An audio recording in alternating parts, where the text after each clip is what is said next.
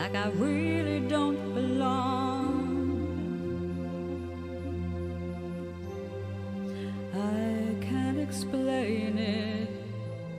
When I close my eyes, I see a strange reality.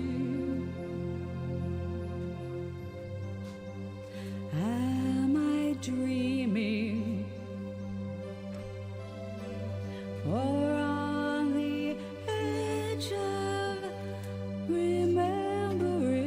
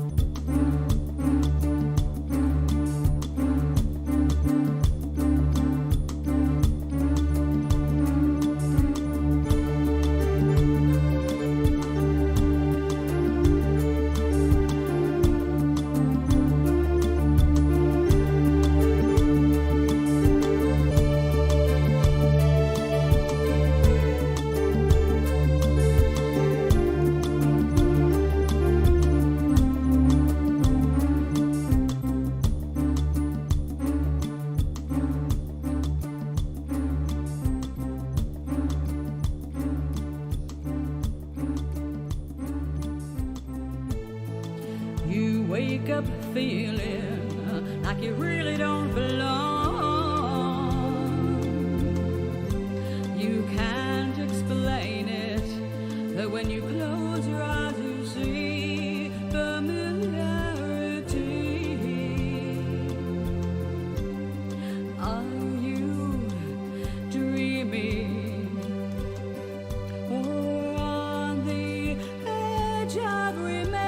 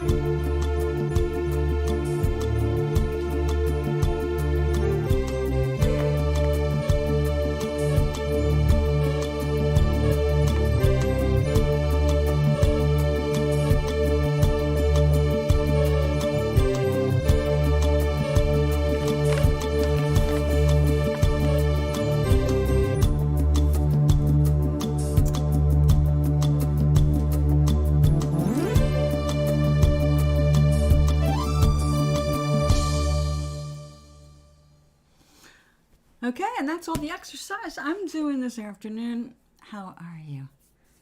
Welcome. Hello, hello. Oh, that's right, I got this working now. I got my phone on a tripod and I can see what you're saying so much more easily now. Okay. What a day. How are you? I did laundry. And as usual, there was some complication. But what was really funny this morning is that there was an orientation for new tenants today at 10:30.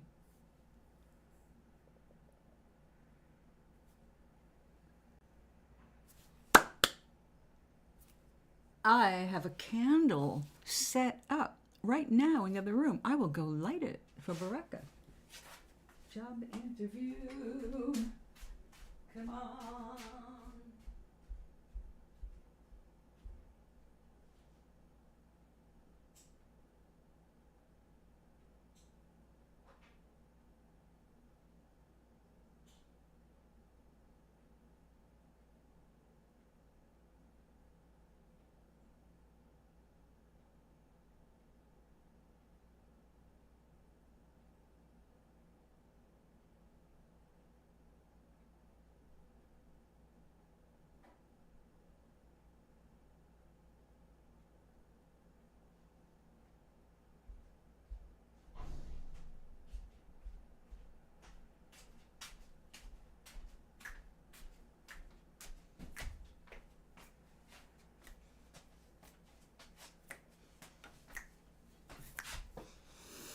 I see it happening. I see her saying, I'm hired, right? You can start tomorrow. Yeah, thank you so much. All right. Good focus. Good focus. It means everything. Feel that exuberance of the yes answer, the you are hired. Feel her feeling that. And since you actually know what she looks like and all that, that even helps. You can see her in your mind's eye, accepting the job. Unless there's something about it that she finds she does not want, in which case she should not accept the job, but that should be up to her, and of course will be. We can send all the good vibes we want, but we cannot tell her what to do.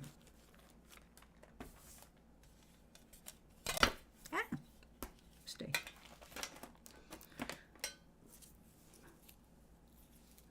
So how are you doing today? Oh, extra. I don't like having extra needles around because I tend to stab myself on them. I don't trust my weird peripheral vision anymore. All right, let's just go ahead and make this into a little knot. Do I want to do a double? Was I doing this double? No, I was not. Okay, so it's a single knot.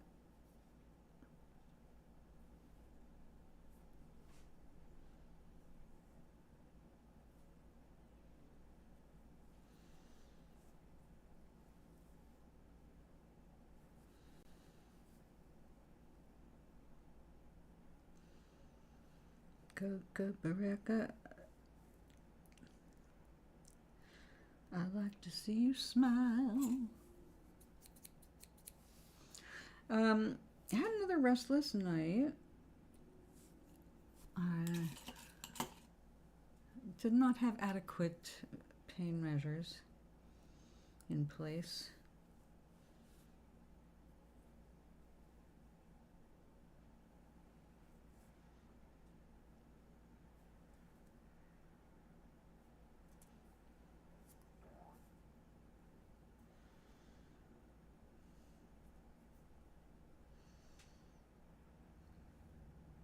Greetings.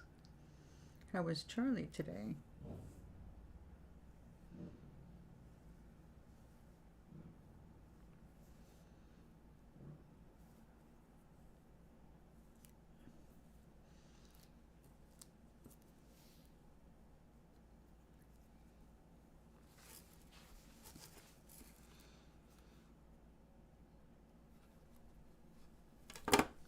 Somebody decided to take their anger out on one of the good washing machines. So I showed it to the assistant manager, and then I did the best I could to protect it. You know, digital, you know, for your washing machines. I went away with, I did not have them personally that way, but these are that thing. And somebody deliberately smashed a couple of the buttons and removed the plastic. It's like any water gets in that, the whole motherboard friggin' goes. So after showing the boss, I got permission to do what I could to protect it. And in this case, what I could do was some shipping tape, actually. I've got some nice, thick, very clear, good quality shipping tape. I'll hold it for a little while anyway. And, you know, we just don't need assholes like that in our building, but there's always one. Well, anyway, so today, mightily fun, I like that. So today was this orientation, right? Now, I wasn't going to go, and I really didn't feel like going, but then I thought, well, this is a good time for me to introduce myself. I do teach a little class every week, right? So I should I should tell the new people. Well, it turned out the new people was me and one other woman who's been here less than 2 years. But this is my 1 year anniversary, so I thought, kind of a little late for the orientation, right? I would never have guessed it was for me. But, and Dan had some good Dunkin' Donuts coffee and a donut hole. But as I went down there, before I took any of my medicine except the blood pressure, it's like I just want to go upstairs and eat real food. So I found out some good stuff, like I will get a renter's rebate check in November. I've got lots of time to submit the info for it, but I'll get a little bit back that I'll be able to apply for my electric bill. So I was terrified about what am I going to do over using all this air conditioning, because it drives the bill up way up there for me. And, well, you know, summer electricity is bad. But this, as much as I love this place, it's not a healthy thing for me if it gets too hot. So I have to use the air conditioning, even with, right now I've got, here it is winter. It is very windy out. It is very cold out because of the winds. I have my bedroom window wide open. I've got the kitchen window wide open. The air coming in is icy. My bedroom, right in front of the window, it's like icy window coming in here. And here right now, I could take this off and be comfortable. It's just a dead air space right here. But I'm kind of like, I got a catch-22 with these windows. They are positioned where if I open them, I will get the same icy blast through this room. I can't close them once they're open. They will not close all the way. And if this room gets icy cold, then I will feel the cold more than I want to. It's just really tricky because of the thermostat being completely for show. It doesn't work at all. If I could control that, no problem. You too, huh? Yeah, that sucks. Now, you have a warmer climate anyway, don't you? Isn't Portugal kind of warm? Like, also known as hot?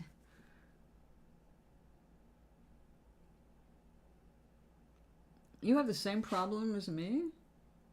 Or are you just repeating me?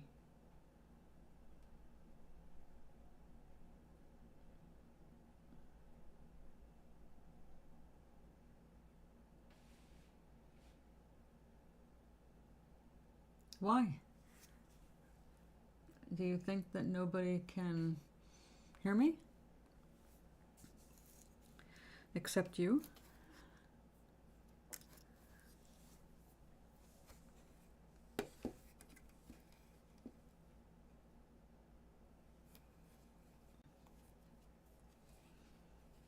Well, if you are bored, you know, you have options here.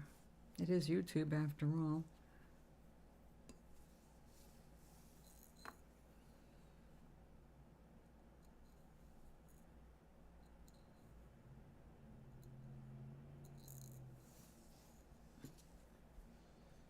You didn't answer the question about Portugal.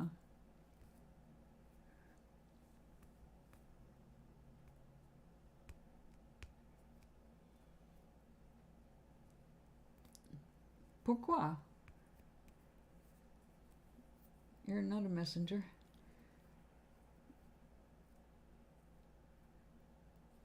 Oh, that doesn't work. Another dead one. I don't know what I'm going to do with them if I can't get this needle through. I probably can't get a fitting through in making jewelry. Although I might be able to get just a thread through, like the elastic threads. We will find out eventually, but not today. I have to use the needle. Another one doesn't want to work. So I got involved with the community today. What I mean by community, it's literally the community downtown.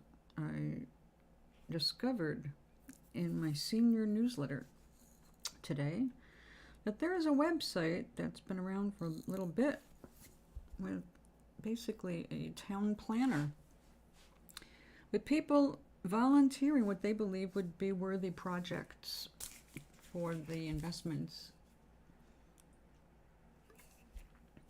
Meg, hello. Meg, you have a package that will get there, if not tomorrow, Friday.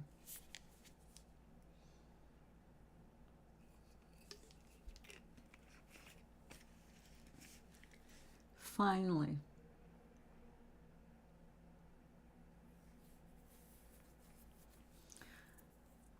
Oh, Charlie, the apartment issues that I have are not new. They have existed since they built the place because of their unique way of heating it. And the problem with the unique way of heating it, it deprives us of the ability to control the actual temperature. The thermostats turned out over the years to just be for show. I cannot regulate the temperature in my apartment at all, other than literally opening and closing the windows, turning the air conditioner on or off, which is kind of weird. Usually to save energy, but they don't charge for the heat, and that's how they get away with this very weird and pain in the ass method of warming the place.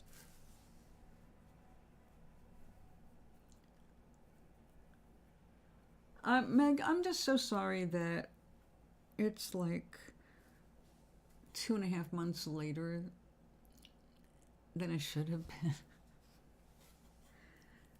But I do know that you will cherish it, and I appreciate that, and so I'm really glad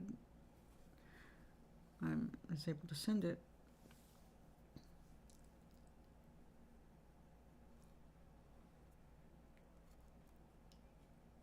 I barely move. That is not a compliment.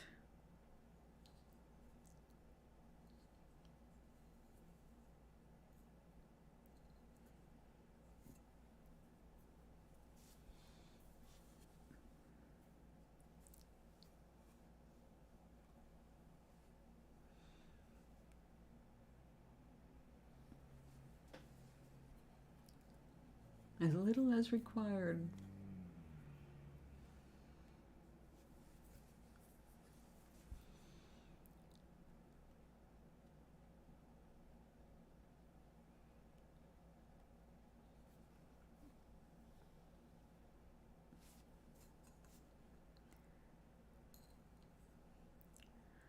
But I went downtown yesterday, to get the letter.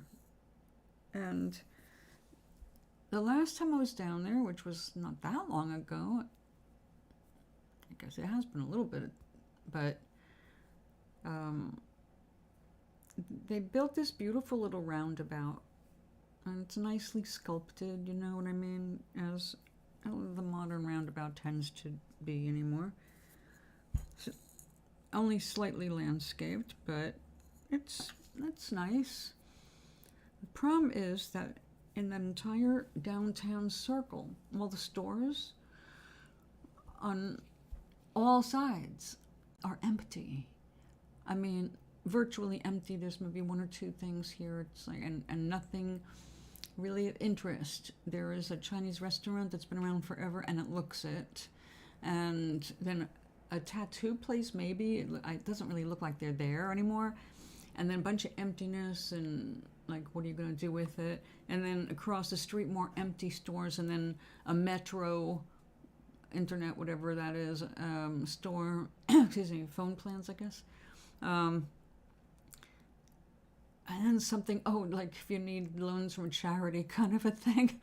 And then more emptiness. And it's like this whole area around here. And one, the first thing that stands out every time I go downtown is there is not one single bench to sit on.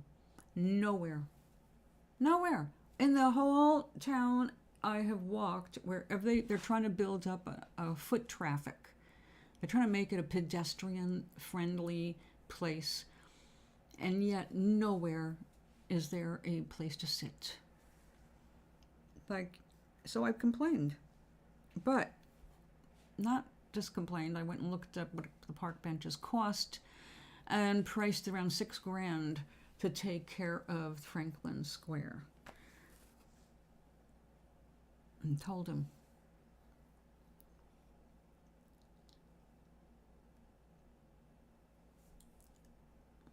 3,000 miles away. Okay, well. So the width of the United States, distance, coast to coast. You had a voice chat. And was it interesting? Oh, kilometers. So that's different. It's not the same as miles.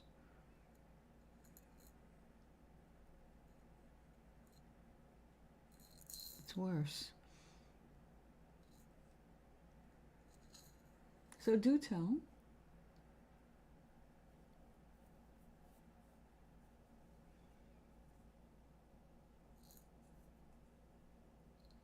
Wait, is this American dude or Polish dude?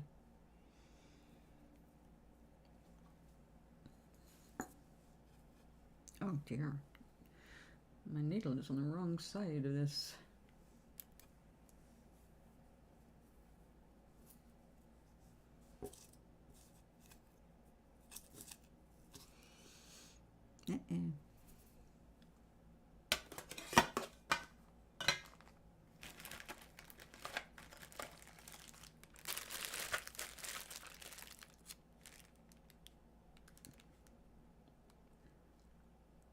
Oh dear. That's too bad. Wow. He left college. Oh, that's terrible. Oh, that's terrible. Poor guy.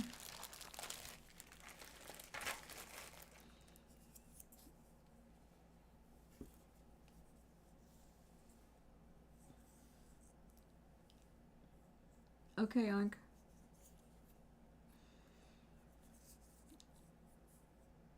Nothing to do. Really? I could think of the first thing to do. Looking for something else to do besides sit around all day. Like, what, if you're not in school, what are you going to do with your life?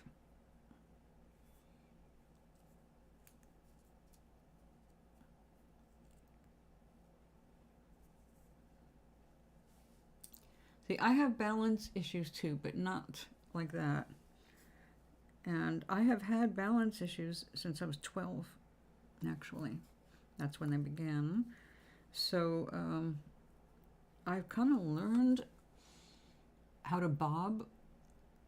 I mean, I cannot really walk a straight line, and if anybody is out with me, they will see me occasionally tip over and right myself.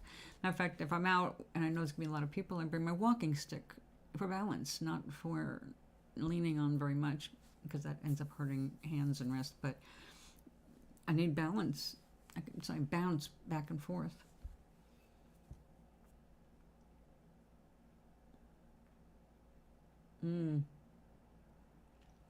Oh, is it? Oh, that's good. And how old is he?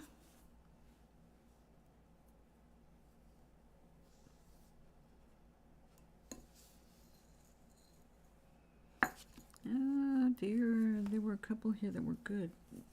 Let's try you again. Yes. All right, there's one more that should be good too. How about you? Was it you? Apparently not.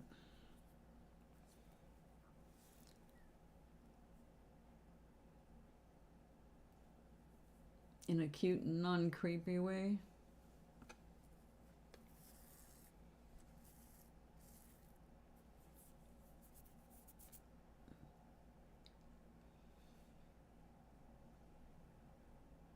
Oh. How old is he?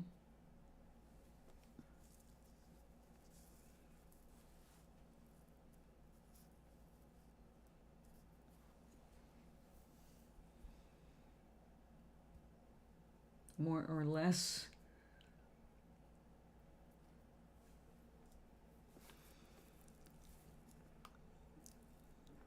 Well, how the hell are you going to get back and forth to Spain? I mean, where he's going to be. What's he going to do? Like Madrid and things like that?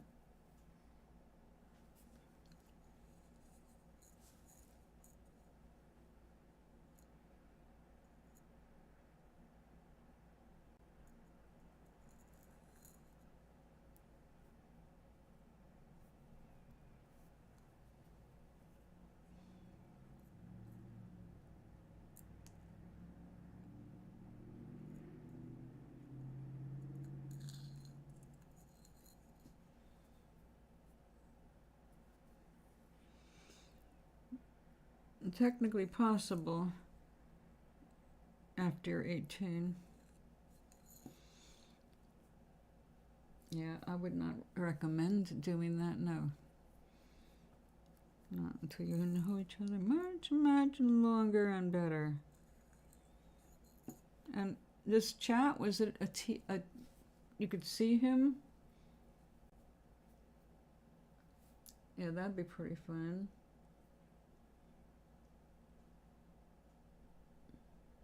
Yeah, I would not meet anybody without having your friends with you, especially in a different place. Yeah.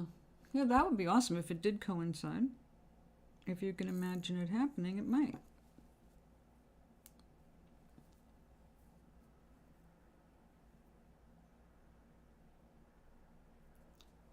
Yeah. Yeah. I wanted to go to Barcelona because I love Gaudi, and I wanted to see some of his works in person, but my friends and family that have been there, the younger one really loved it, but they all felt it was kind of a dirty city. And I mean, I know they have a problem with sewage, so maybe that's what they're talking about. It always smells like low tide. It's like, wow, it's hard to enjoy art, outdoors art, when everything smells like death. Sea death.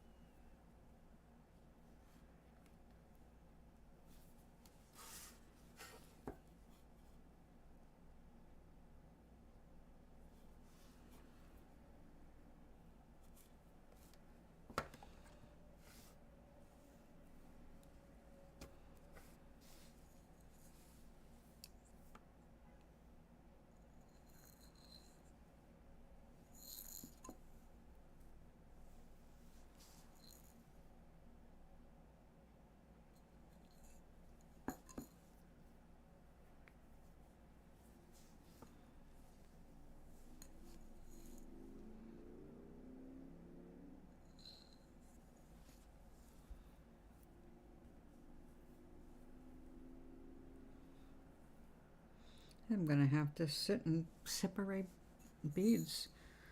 Looks like these are not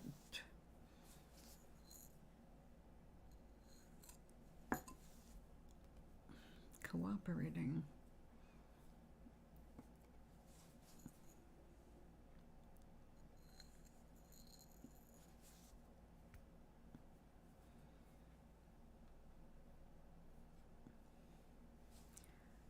One more there.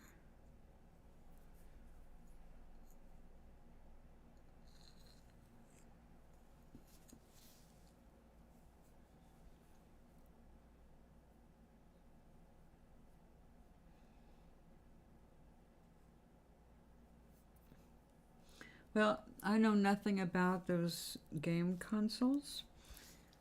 I hardly recognize my own desktop anymore. But hopefully something can be worked out so you guys can do something together that also allows for some conversation.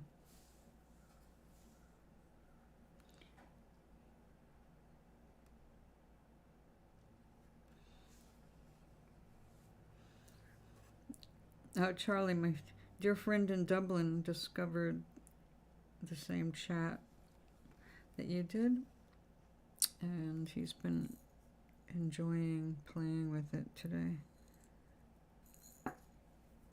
Apparently the version on the phone is limited and the one on desktop is not. At least that's what I've found so far. So I'm going to try it online to ask it to draw a very special map for me. We'll see what it can do.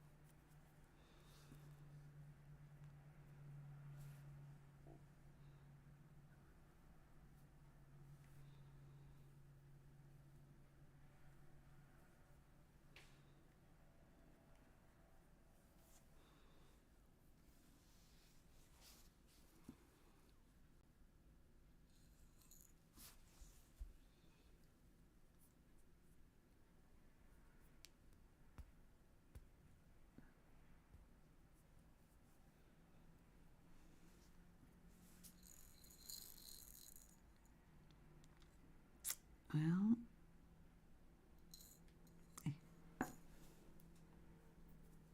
yep. Oh dear. Come on. Just need a 3 to finish this little bit.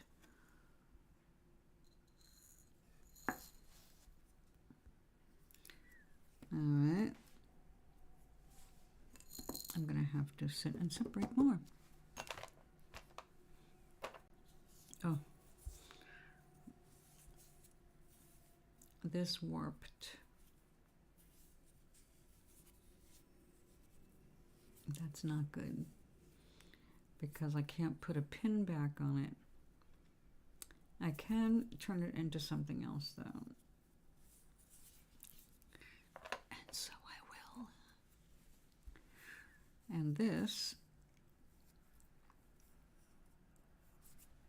it might work. If I can find the pin backs now.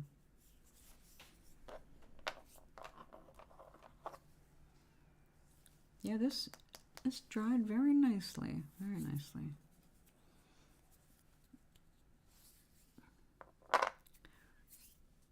Dense enough to like feel like something, but not not as heavy as real clay.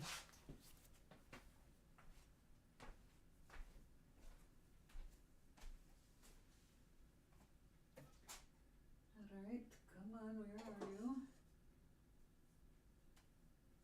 I know I moved it to get it out of my damn way. Now I need it back.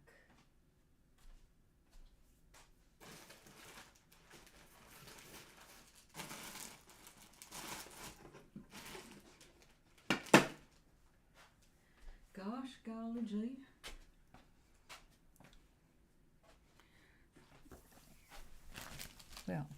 I have flatbread.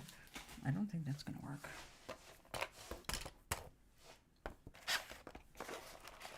Use paints. Onions, plastic bags, palette, feathers, lots of embroidery thread. Well, isn't that lucky? But before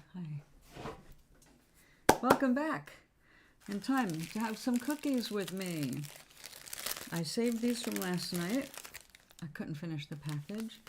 It's not that it was too much, it was that I finished the chocolate cake first.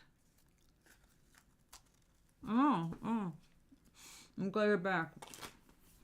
I got a Valentine's Day card today from a good friend of mine. I will show you the picture. I'm sure that Charlie will appreciate it as well.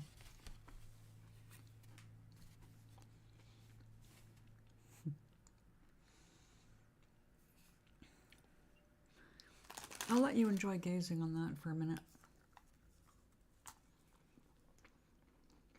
How does she feel about it?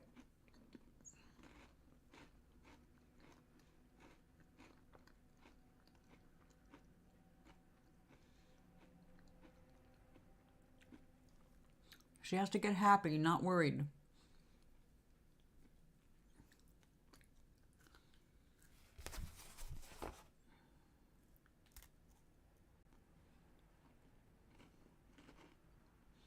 Can you read that?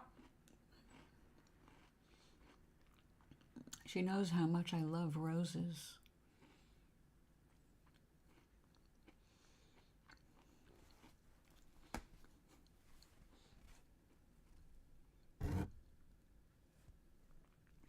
Damn it. Oh. She's happy? Good. Tell her to stay happy. She has to imagine what it feels like to say, yes, I got the job. All right? She's got to have the feeling. It's a feeling that makes things happen. And if it's sitting there on the other side of the vortex waiting to be pulled out, if she's happy, she can pull it out. Tell her to look at that.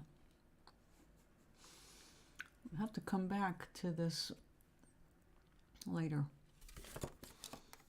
Oops.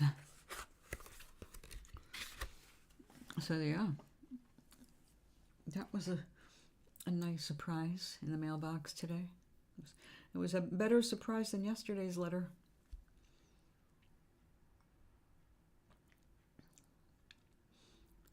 And since Charlie didn't comment, I don't think he saw it.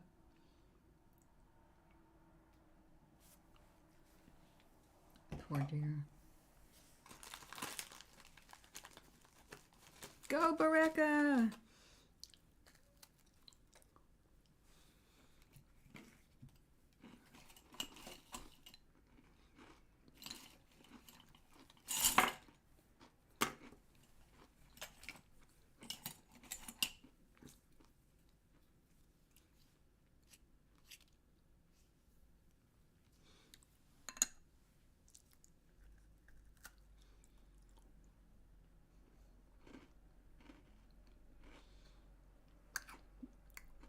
I managed to wrap it well enough. You would never know it's from yesterday. Baraka, there you are.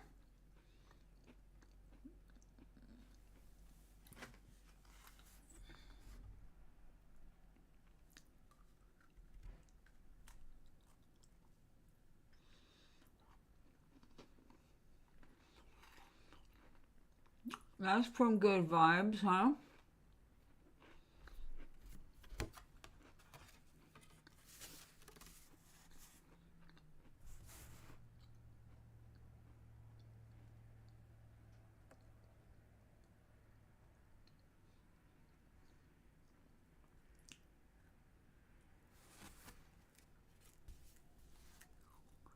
Right? I can't look at that because it makes me eat my cookies too fast.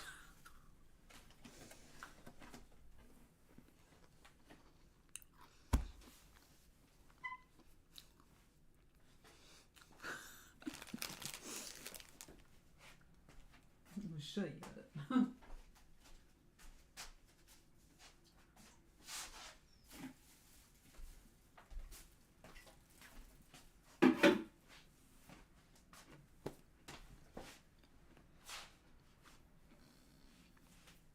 Happy Valentine's Day. My friend Carol finds the best cards, and I generally do not have money for paper cards, and I feel bad. So we're going to have to make her another card, because once we made one for her using recycled paper. I mean, we recycled part of a box. And that I can do. But one of the old women had a surplus of cards this week. Don't even ask, I don't know. In any case, I ended up with a few cards that aren't half bad, and I can use those to give to people. Okay, like,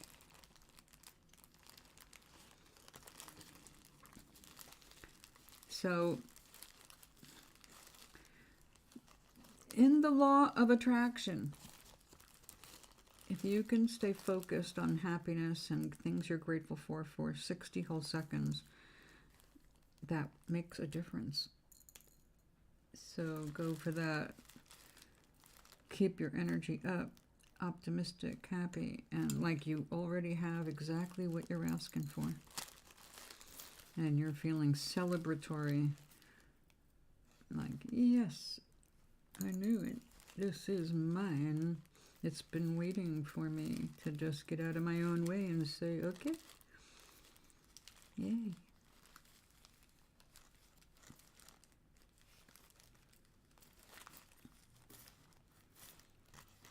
Now, I use music every day to help me move my mood, change my energy.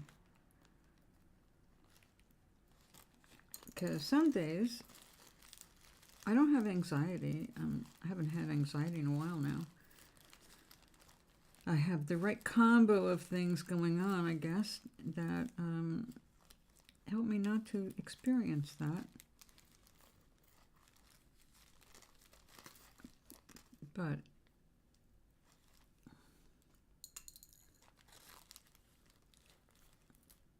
I still have those wake up times when, you know, you start moving your body and realize it's really hard to move your body. And I found music essential in getting me to move my body. So once I get past, you know, the first stuff in the morning, I'm generally okay. Unless I find myself standing still. Standing still is bad. I'm running out of the pink I'm using here. So this is taking so much longer to find.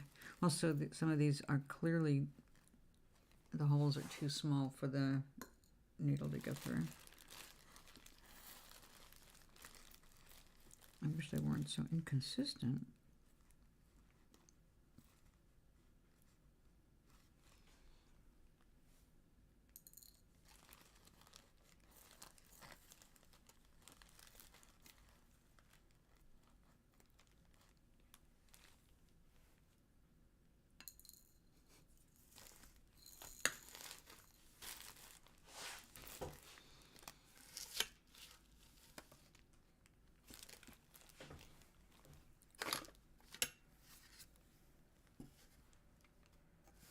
You can see the weirdness of these beads. So let's see.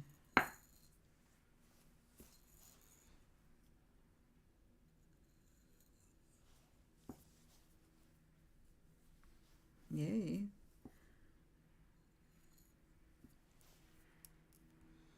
Come on, you looked like definite, but then you're terrible. Don't even go all the way down the needle. Phew. Yes, yes, Bereka. I completely relate. That's it. That's it.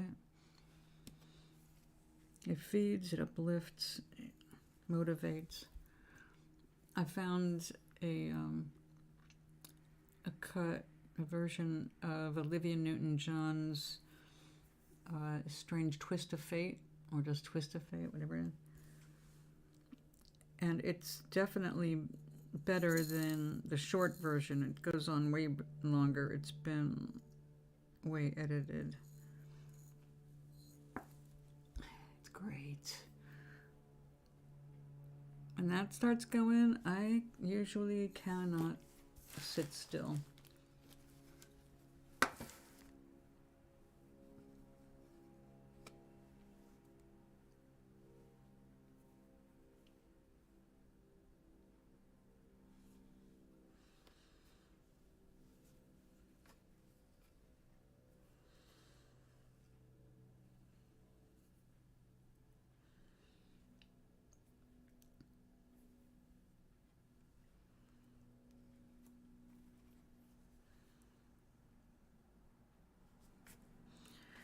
Right.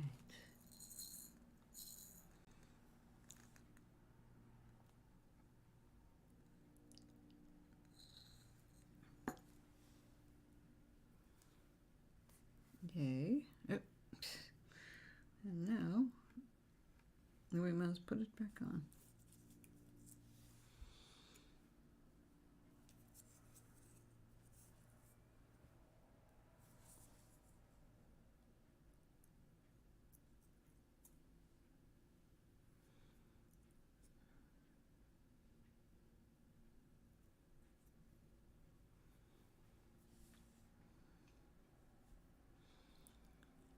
Is one of my favorite lines from that song is, "I'm back in the land of the living."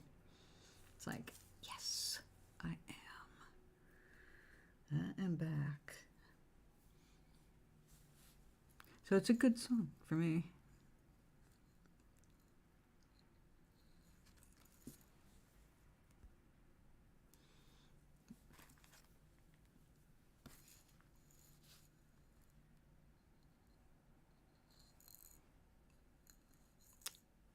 Come on.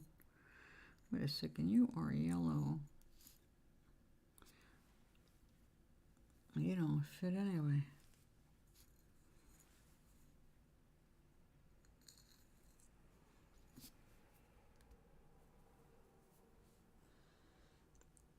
Two.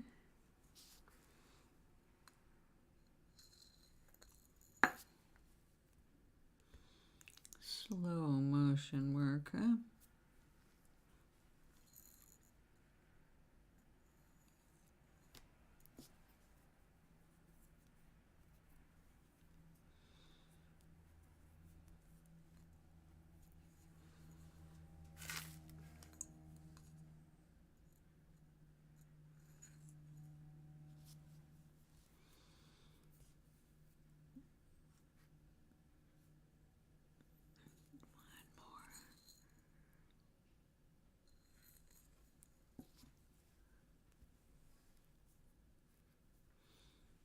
That's not it.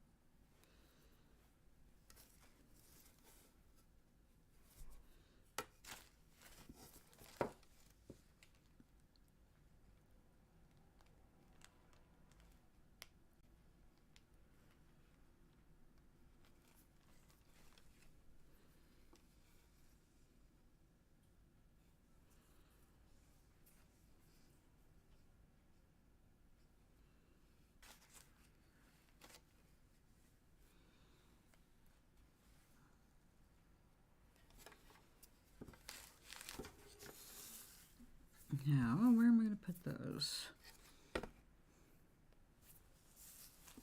Oh, we don't want to put them back here because I got to pull them all out again.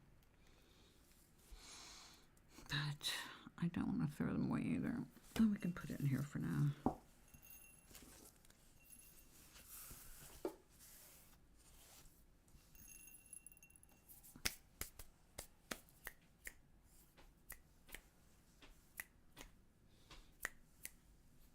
So, oink.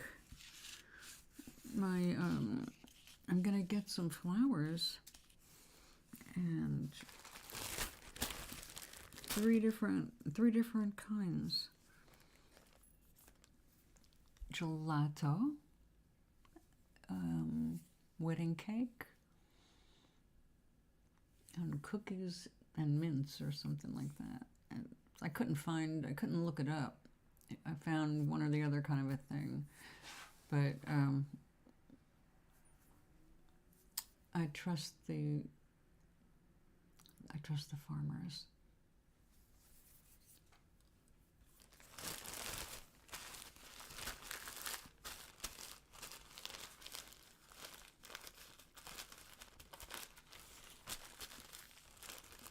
I do have to say that the gelatinade it's good for creativity. Of course, to me, it doesn't matter. They are all good for creativity. But some more than others. Some you get ideas, and others you get the energy to bring that into actually create from that idea.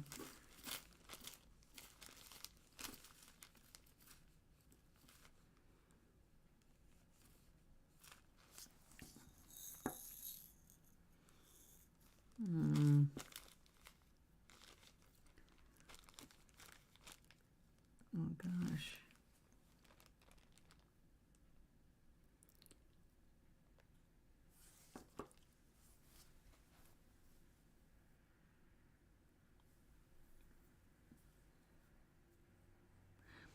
Yeah, that worked. All right. Here we go. Let's hope we can do this. So, what's everybody's dinner plans? Yes, I just brought up food. That's because I finished the cookies and I still have tea.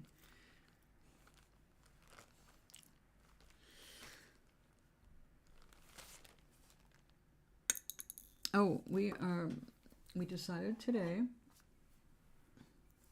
Actually, I kind of decided and got everybody to agree with me. We have 6 birthdays. We're going to be celebrating on my birthday because my birthday happens to land on the community's creativity ring that they have on Friday mornings. So my birthday's on a Friday. Everybody will be together. So we're going to bring in, I'm going to make cupcakes instead of a big cake. I figured if I can make cupcakes, I can do 2 different flavors if I start the day before. Actually, I have to do it the day before. There's no way I'm going to be up and have everything done by 10:30 when everything starts. And just have all the birthday people will be able to have 2 flavors. And I know one birthday person does not enjoy chocolate. So for her, there will definitely be carrot cake. Hamburgers tonight. I am having some kind of fish because I've had chicken thighs the last 2 nights. So I've got fish. I've got some asparagus that need to be used because they were abused before I got them and they're fading fast.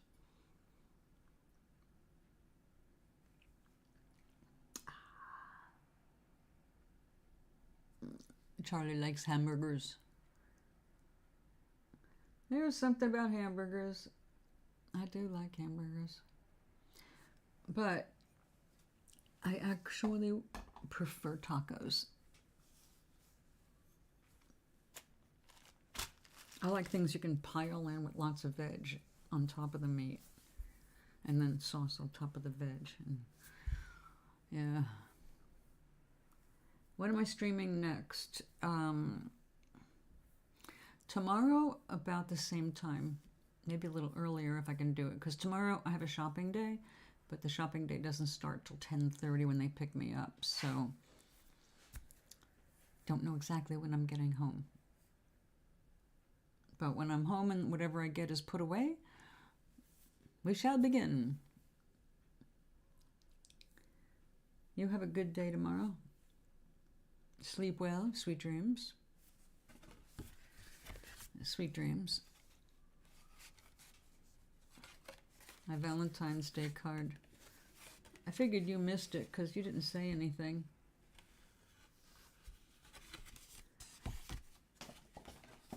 Bye. Good night, Charlie. See you tomorrow. And Barreco, yeah, isn't it great to be able to just like pile everything in? I love hamburgers, but everything falls off it. You know what I mean? If I put everything I want on a hamburger or any sandwich, I like a lot of lettuce. I like the crunch. I'll throw some pickles on, not in a taco, but on a hamburger. But the thing is, everything I like, tomato, love tomato. I like a big bite, you know? Ooh. That sounds yummy. Well, would you like another look before you fall asleep, Charlie?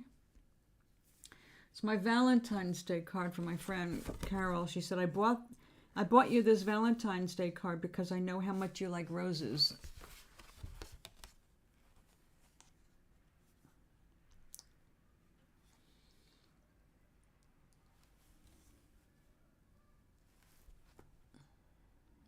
Yeah.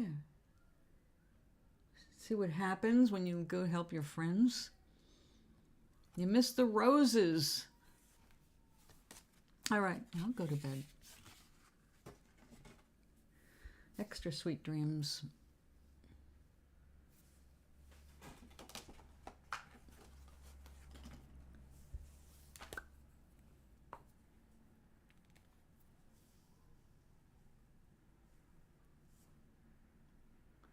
Yeah, that makes so much more sense. Aren't those a great roses, Meg?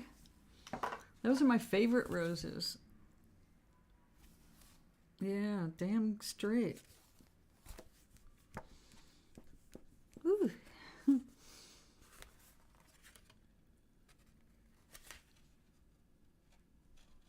Well, that's what it is, to pose. That's just his way of saying, guess what I'm pointing at. Okay, how about we don't see what his hand is doing at all. Just look at those nice roses. Nice, well-rounded roses. Go to bed.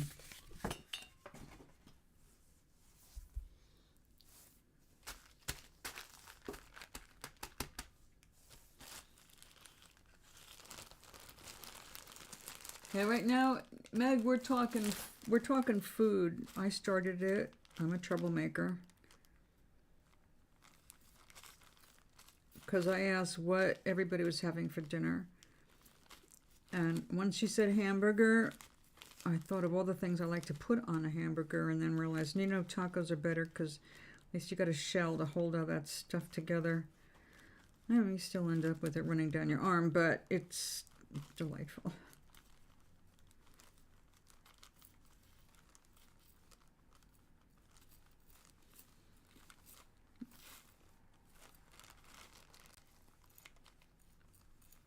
Once I was so excited about getting set up for tacos. When I get it set up for tacos, I have a lot out there. We got the chopped cilantro and the chopped onion and chopped lettuce, or the strings of lettuce and tomato. I also like in slices so you can like put them up in the shell. We've got the refried beans. We have sour cream. We got 1 or 2 different taco sauces. Oh, chopped jalapenos. Anything else? Oh, cheese, of course, melted cheese. But once I was so hungry, and chopped olives, black olives. So I had all this stuff out, and I make the taco meat. You know, I do everything. Buffet style, where we go. I put beans in a shell and put the cheese on top of it because I just got disoriented. I totally forgot the meat. I just piled everything on top of the refried beans, like the beans were the meat. And it actually turned out really good, and I didn't even notice I missed the meat. Ah! That's funny. I have a jar of peanut butter that I never open. Usually if I open a jar of peanut butter, it's to make a peanut butter sandwich for the squirrels. I do not do it often for myself. Because if I do peanut butter and jelly, it has to be grape jelly. And if I open a grape jelly and I don't eat it, it goes bad. So like I get one peanut butter and jelly sandwich out of a jar of jelly. So I just stop bothering. But I do keep peanut butter around as like an emergency food. If you lose power, you can at least do that. It's silver. I don't want silver. I don't know if we're going to have enough of these. That will...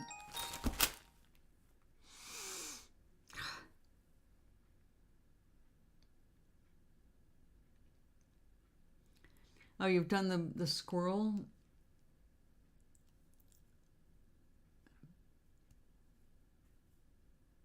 Promote. SM. What did I do? What did somebody else do?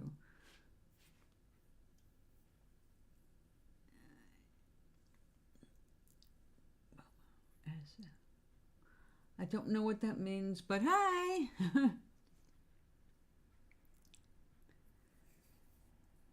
On a Saturday afternoon show. I do not know who this is. Nehemiah.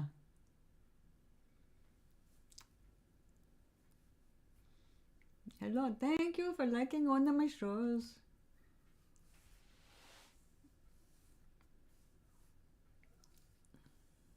Now let me find mine. Come back, my channel. I am not swift with this, okay? Live. There we are, okay. Oh, kinda. Oh, forgot the meat. When you have enough there, it's like, oh. Now, it's moments like that that make me mistakenly believe I could be a pure vegetarian. But I know better. I have been a vegetarian. I got sick because I didn't know what the hell I was doing. And I ended up getting put on a tonic, a nutrient tonic, before they had things like Ensure, which probably is what they would give me today. It wasn't like I was losing a lot of weight or anything. I was malnourished and anemic because I had cut out all meat. And, you know, I don't remember if I was doing fish. I don't think so. I think like, oh, no, I must have eaten fish. Yeah, I must have been eating fish, but apparently nothing with iron in it. No, I know that's not going to go into the needle.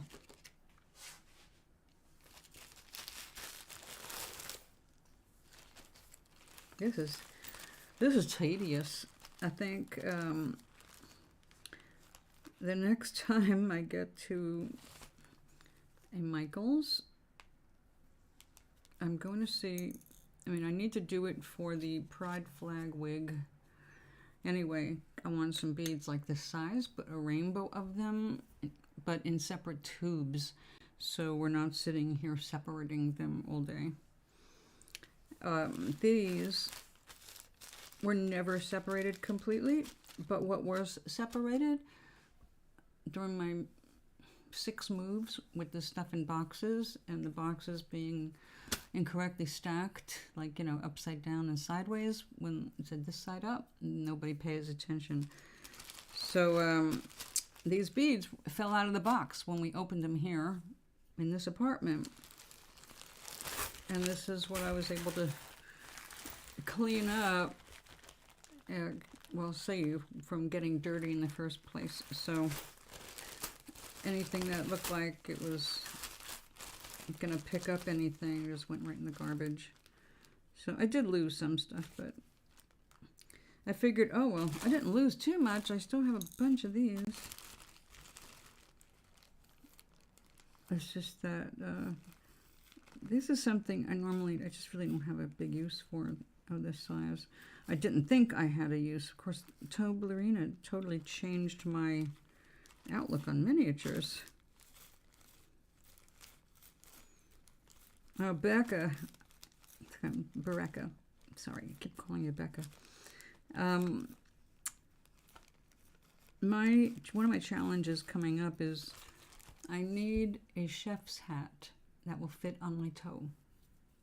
You know, a little white chef's hat.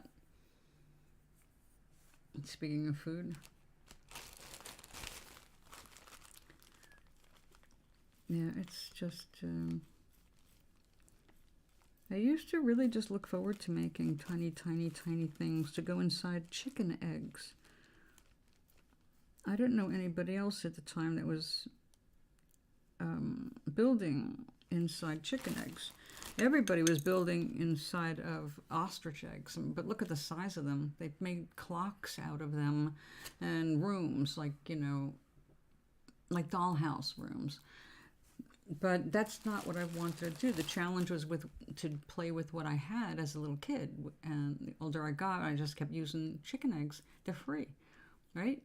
You want some scrambled eggs? You can get a couple of beautiful eggshells out of it.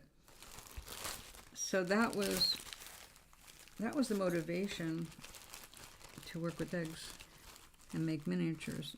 What could I fit inside of a chicken egg?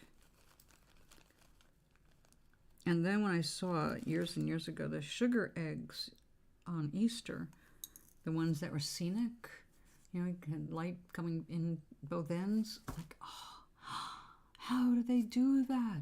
How do they do that? So I also got inspired from that.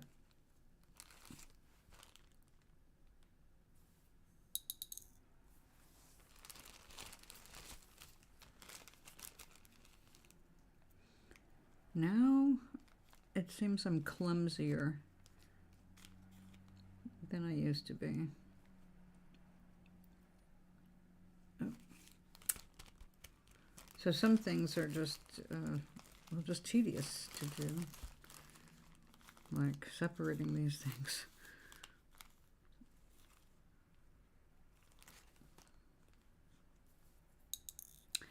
Let's see if I can just use some of them now.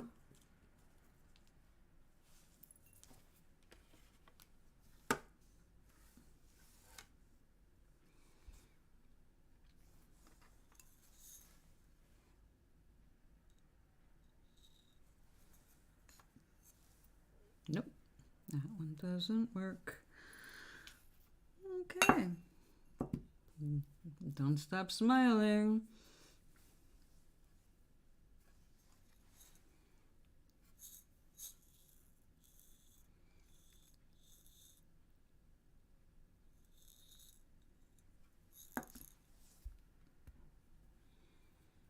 Nope.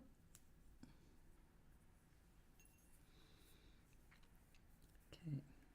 I am going to go through these, and if I do not get enough to finish this pattern, I am just going to put this aside until the first Tuesday of March, when I will be able to get to an art store and Walmart. I'll see what I can do to get what I need.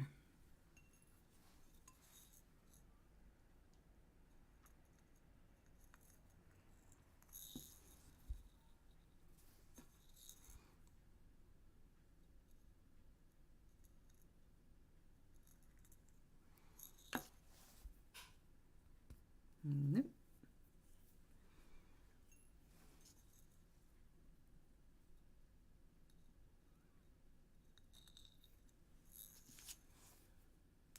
No.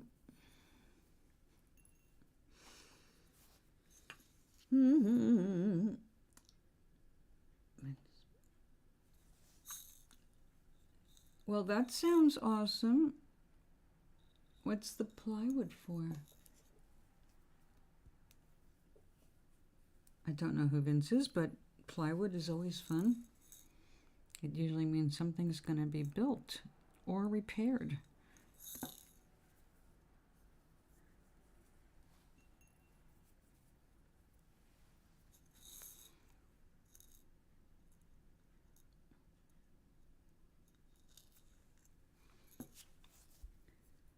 Or is it to like just make sure that the people squatting in your house get boarded up?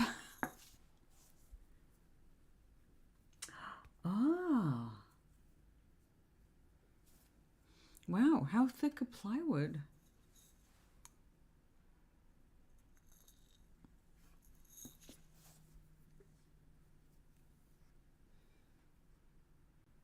All right, we got four of them down there. That's nice. Let's try to go 5.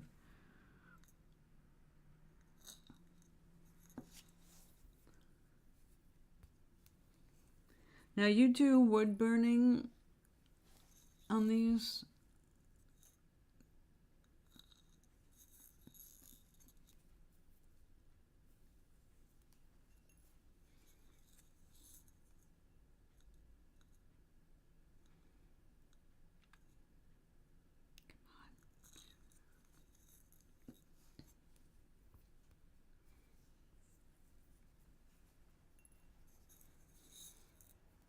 One more just to get that stupid one row done.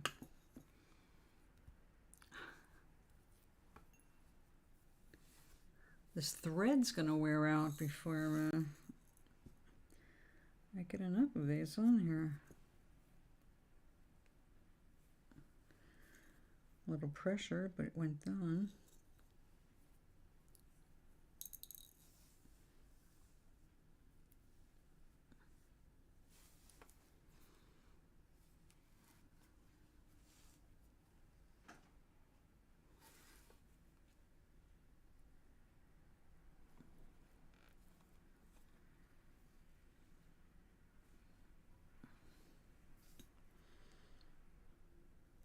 Yeah, I know this for sure. Not enough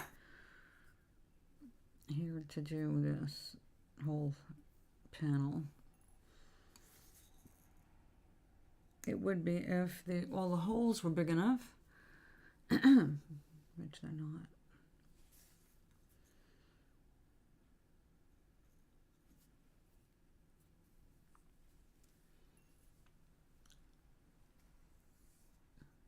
Oh, okay. Oh, 1/16? That's not bad.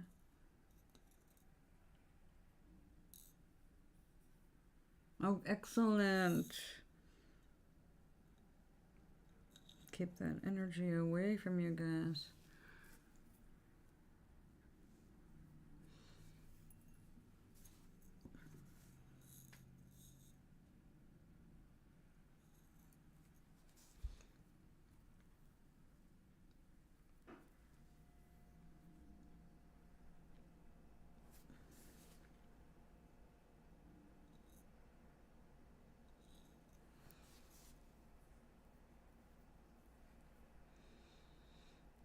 Oh, for those of you who don't know it, Publishers Clearinghouse, the big prize giveaway is the 25th of this month, I believe. No, maybe it's the 28th. 25th or the 28th. My sister's birthday is the 25th, so I might be confusing it. In any case, you have time, and you've got 1 or 2 more days to enter for the dream homes. At least one of them on home network, whatever it is, and the food network. You can enter twice in a day. I do not do that because it only takes 1 entry to win. And mostly what we're looking at is data banks that are just loaded with multiple entries for one person. But the one thing they still have to abide by is you do not increase your chances of winning by making a purchase.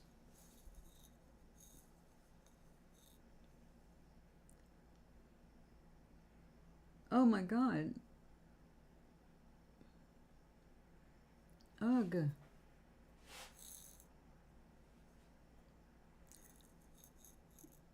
In the house?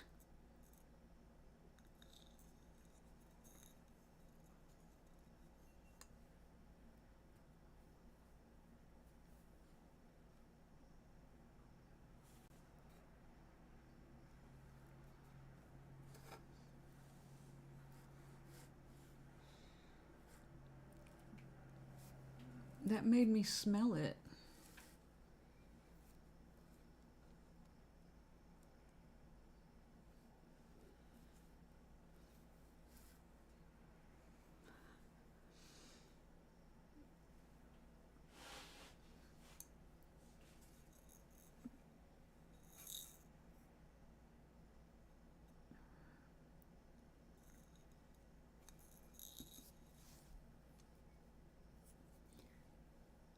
I don't know what the deal is with the dog poo.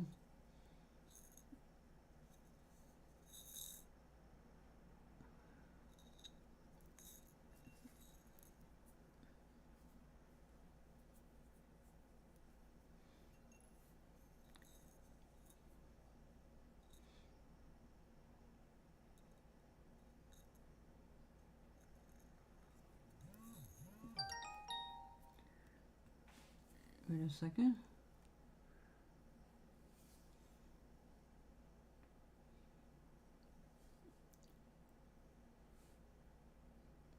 All right. I have to change notification things here.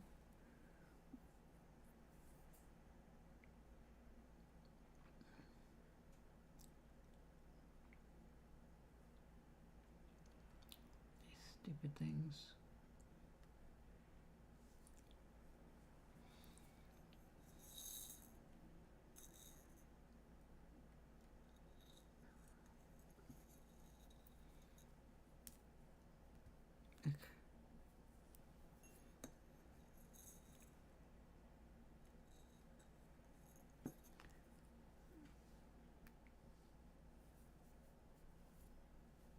That didn't help, did it?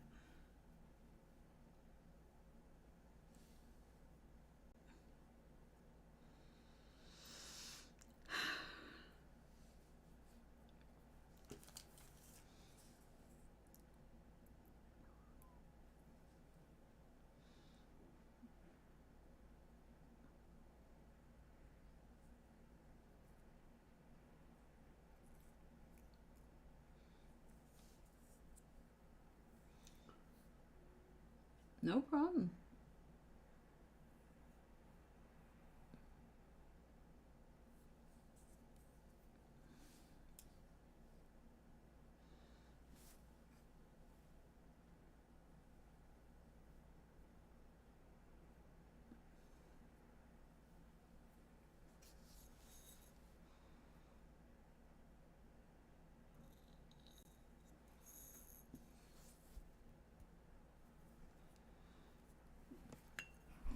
Agnes, do you make anything good with pumpkin?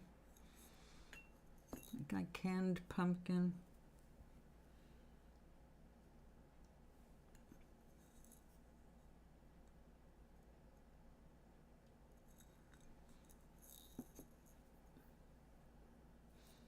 I was reading an article on the best canned things to eat in terms of them being super healthy. And some things are surprising to me, but like corn, canned corn, turns out to be a good thing.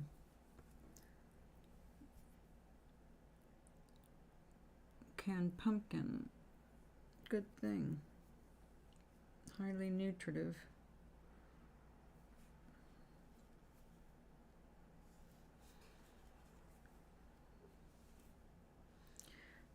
No. Go back. Oh, caca. I think I screwed this up. Oh, that will definitely screw it up. Okay. I've got to do this the hard way. I think we're going to make this the last one of the day. Just because it's so annoying.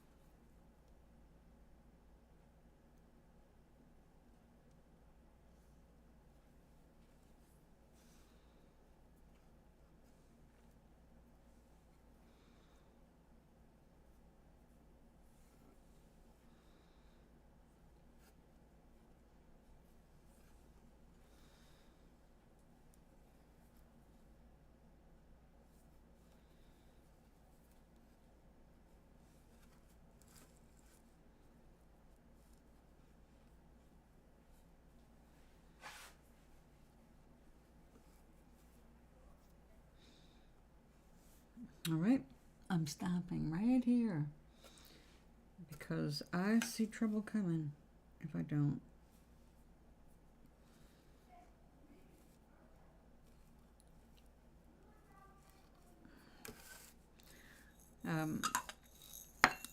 Yeah. All right, we have to do something else with this. I think we should just go out and buy some of the right color in their own little containers. Excuse me. I'll make that work. We will put this off to the side. Okay. And we will put these things carefully away so they are not lost.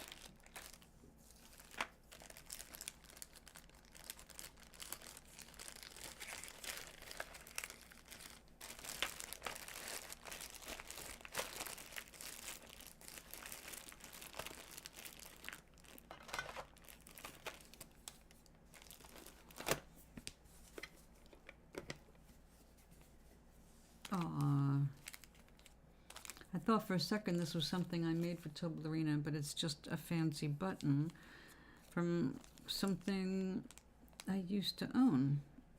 And looking at this button does not bring the garment to mind at all. Nevertheless,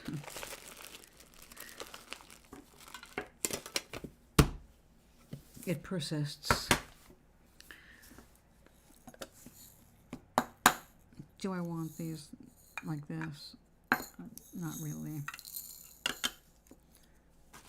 So let me alleviate my frustration.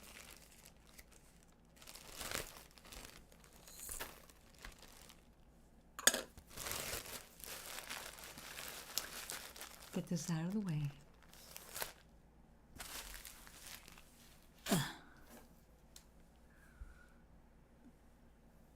Oh dear, oh dear, oh dear. Excuse me, what happened to the useless little lid? And why is it so useless? Why will it not click because something's wrong with the little thing it's fitting into.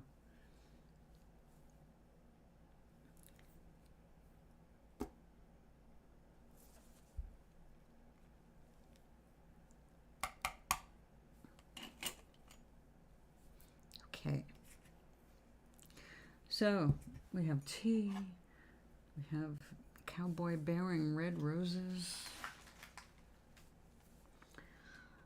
What next?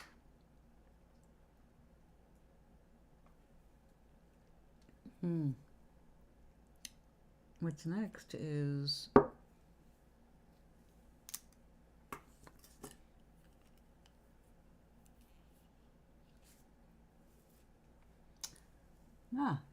that's better. So I was looking at Stephen Colbert and noticed the other night he was wearing a very handsome black suit, beautiful matching tie. He looked perfect. Although I was surprised to see black. Yeah, just surprised to see black for a talk show host, even at late night. But he looked really good. But that did leave me with the, maybe I need to make him a variety, maybe a couple different colors for his toes. Well,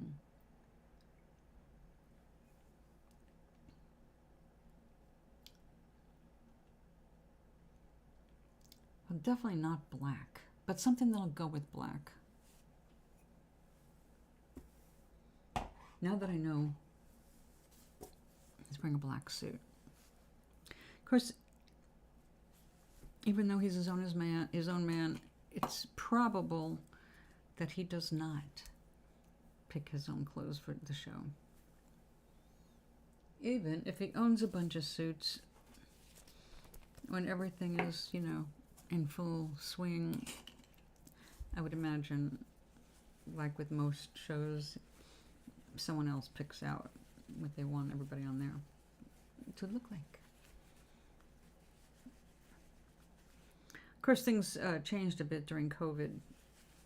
It was kind of nice seeing everybody so relaxed and streaming from their attics and spare rooms. And once Stephen broadcast from his bathtub while wearing a suit, which just goes to show you how far people will go on camera. Hi, Mom and Dad. Hi, Mom and Dad from Oikness.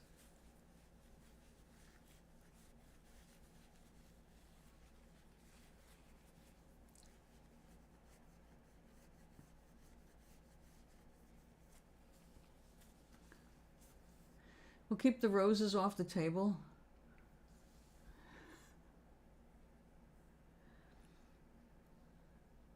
While your mom and dad? Wait, mom and dad? Or you're talking to Bereka's mom and dad?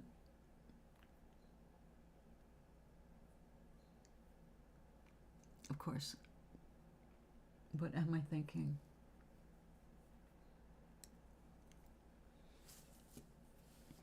Okay. Well, I haven't been on that all that long. I started late today.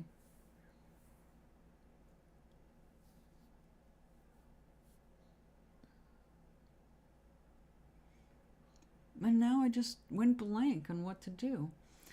My notebook is not here. So I think what I'm going to do is what I'm going to do. We're going to do a card.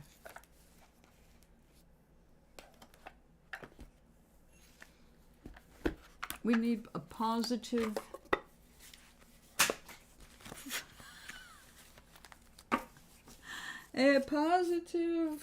explosion of cards. We're playing, 44 card pickup. Glad I vacuumed. Oh, I like that. Hey, Bereka, look what fell onto the top. I now do work I love and am well paid for it. That is your mantra. That is what you say morning and night. Walk around saying it in your head. Every time you get nervous about that not being your truth, you keep saying it, saying it, saying it until the feelings just feel good saying it. I now do work I love and am well paid for it. I am appreciated and well compensated wherever I work.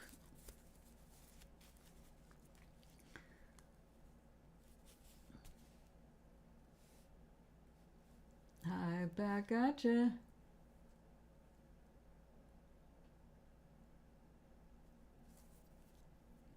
Good.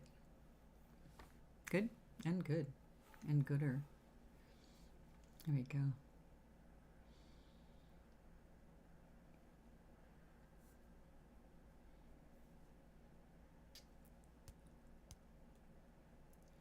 For Bereka. That's your mantra. And anybody looking for a job right now, that's your mantra. Write it down. Read it every morning, every night, out loud if you can.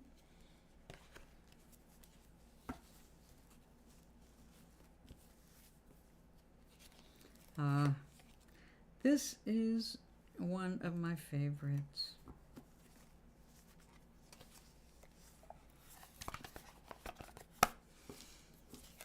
I have come to this planet to learn to love myself more and to share that love with all those around me.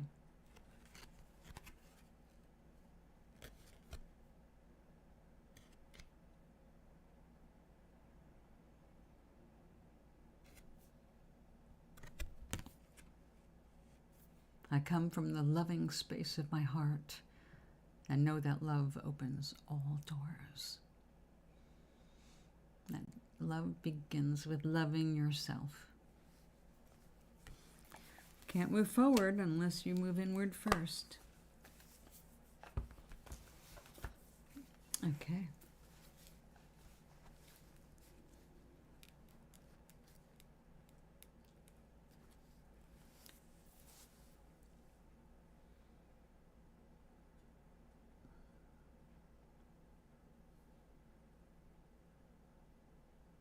Love, love, love.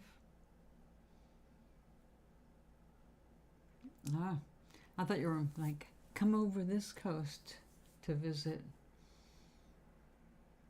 But that's a long walk from Portland. And right now, there's not enough happening in my town to say, oh, come here. There is some stuff going on, and there is some stuff to see, but large portions of it, nothing is really going on. So I have to add my 2 cents.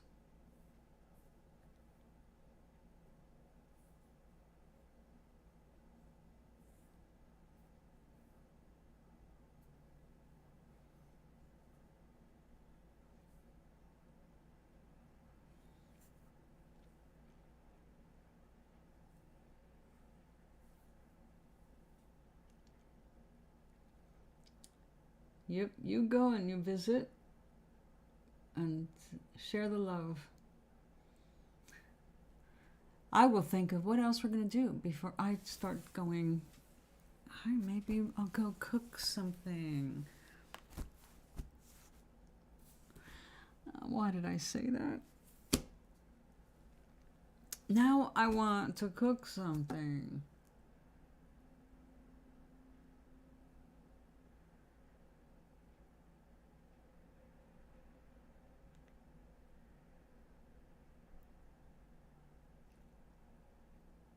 Oh, that would be awesome. But if I was making that trek, I would go to Boston, if I were you. Well, Boston, Massachusetts, if you want to see a city, that is. A city that you can walk around. I mean, there are some really cool places to walk around. Old, you know, that's the cool thing about it. Where else? Actually, I'd go to a couple places I have never been before, but I could recommend from what other people say, like Martha's Vineyard.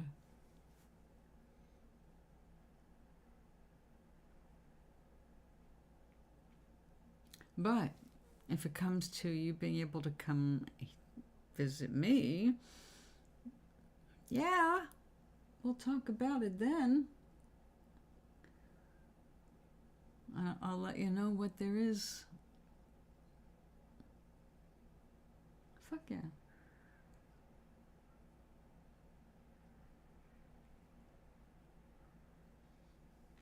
Now, in terms of putting you up in a place, that's a little harder because I don't really have very much. But I do have an inflatable queen-size mattress. And I have one thing that's big enough for one person, but definitely not big enough for two. It's a reclining, overstuffed chair. It's big. But probably not the best thing for someone, you know, to be on there for very long.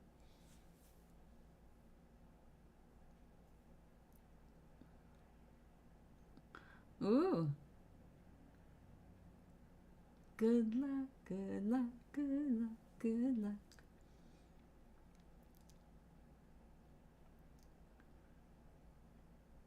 Coolness. I saw that man that is wisely not going on camera. He won $2 billion. Good for him.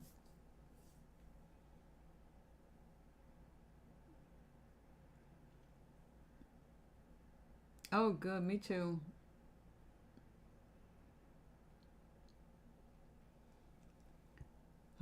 I love hotels.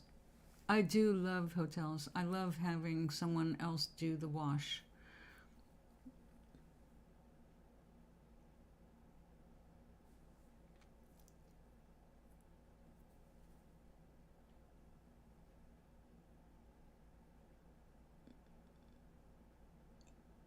What? Went to the hotel? Or did you go have company? They stayed at your house and you took a hotel room? Because that sounds like me.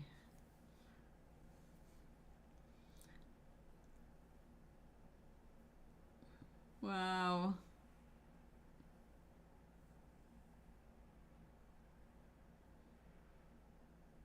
Well, you're always welcome to visit. Oh my goodness. There's a lot more going on here in the summer. This state is hopping with. It's not like your state, you know, but it's a northeast version of it.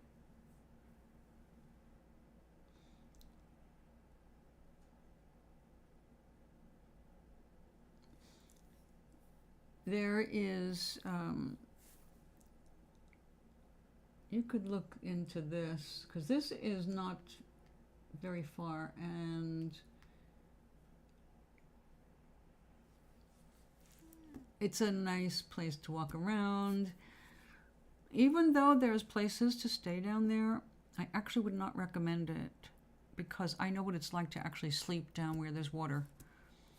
And the humidity can make everything just feel too damp at night. Oh my God, a train would cost a fortune. They don't have a direct line anymore. You have to go to LA to pick up either LA or San Diego. There's two routes that I think one of them ends in Chicago and one goes somewhere else, and that's where you switch to a train that goes to New York. And then from New York, you can get another train that comes up here, goes up the coast. I would love a train ride. I can't afford the train. The train is way more expensive than you think. But yes, it can be worked out. You can do a variety of things depending on affordability.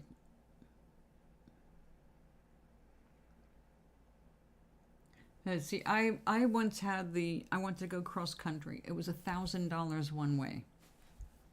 So that was out. I just couldn't justify $1,000 for a 6-day trip across the states. But Then I realized that I can't travel alone for that length of time. It's just too rough on my back. It's I need someone to take care of my bags, whatever I'm carrying. It's like just not really practical for me anymore. But I do have the fantasy of doing a 2-day trip going up to, I want to see Niagara Falls and Horseshoe Fall. There's 4 falls up there, and I want to see them and get pictures. So I can get a train down to New York, and then from New York, there's a train that goes to Toronto, and I think I can get a bus from Toronto to the falls, and then I just reverse that to get back home. So I mean, it would be an adventure, definitely. I'd be an overnight. I think it's one night overnight on the train from New York to Toronto is one night. But I figured that'll give me the feeling of traveling, and I mean, it will be traveling, but without being so exhausting. So that's my fantasy goal, my fantasy adventure to do that. But for a longer trip, I would have to have a friend with me. Also, longer trips, it's more fun if you have a friend with you. It's somebody to share things with, and that's part of what's so fun about having an adventure. But the one-nighter, that's kind of like, I just want to be able to do this on my own, because I had wanted to do it when I was 18, and I couldn't. So I kind of want to do it as if I was 18 again, in a way. Get that out of my system. See Toronto. I'd like to spend a day or two in Toronto. Look around. My mother loved the underground shopping area. She talked about that all the time. She wanted to actually retire to Toronto and ended up in freaking Florida. I think she'd still be alive if she went to Toronto. She needed the cooler air. I think she just got so sick when she was down there. Every time you turned around, she had some other kind of infection. She had E. coli infections 3 times. What are the odds of that,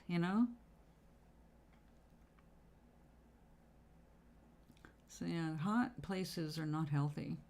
Not healthy at all. So, yeah, one of these days, I'm going to take that little trip. And of course, then there's bigger dreams of going and visiting Rich in Dublin, but not staying in Dublin and being able to see the other side of the island, actually. And go over to Wales, Snowdonia. Snowdonia's been on my bucket list. I really don't like that phrase. I picked it up because I see it so much now. It's not a bucket list. I like my bouquet list better, like from one day at a time. All the beautiful flowers representing the things I want to do. Not things to check off a list before I drop dead. Yeah, I've been wanting to see Snowdonia since 1977 when I had my back surgery. And while I was in my body casts, I was subscribed to a travel magazine. So I was getting exposed to all these beautiful photographs and stories about everywhere except the United States. Although they did cover some stuff in this country, but I've been around the country a few times, so I'm more interested in things I haven't seen, just for perspectives. Once you're in America, there's a certain sameness because everybody's an American.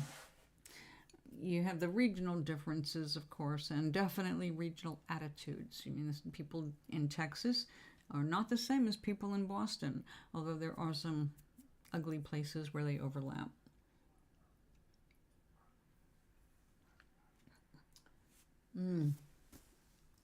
Slow down the tea. So yeah, it'd be fun to do some traveling. A little bit. Now, Oregon, I have always wanted to see Oregon. I love I would love to be there for joining like a mushroom scavenging trip. I wanted to go out there to Paul Stamets' place and learn some of the mushroom propagation techniques. I did learn a few and practiced them down in North Carolina, where we also had an abundance of amazing edible and non-edible fungi. But you would be surprised how much edible fungi is in North Carolina. I mean, just because it's edible does not necessarily mean you want to eat it, but knowing which ones are edible is kind of important to keeping you alive in wilderness or, disaster kinds of situations. So, however, if the water has been polluted anywhere around you, you do not ever eat a mushroom that's grown in a polluted area because they're 95% water.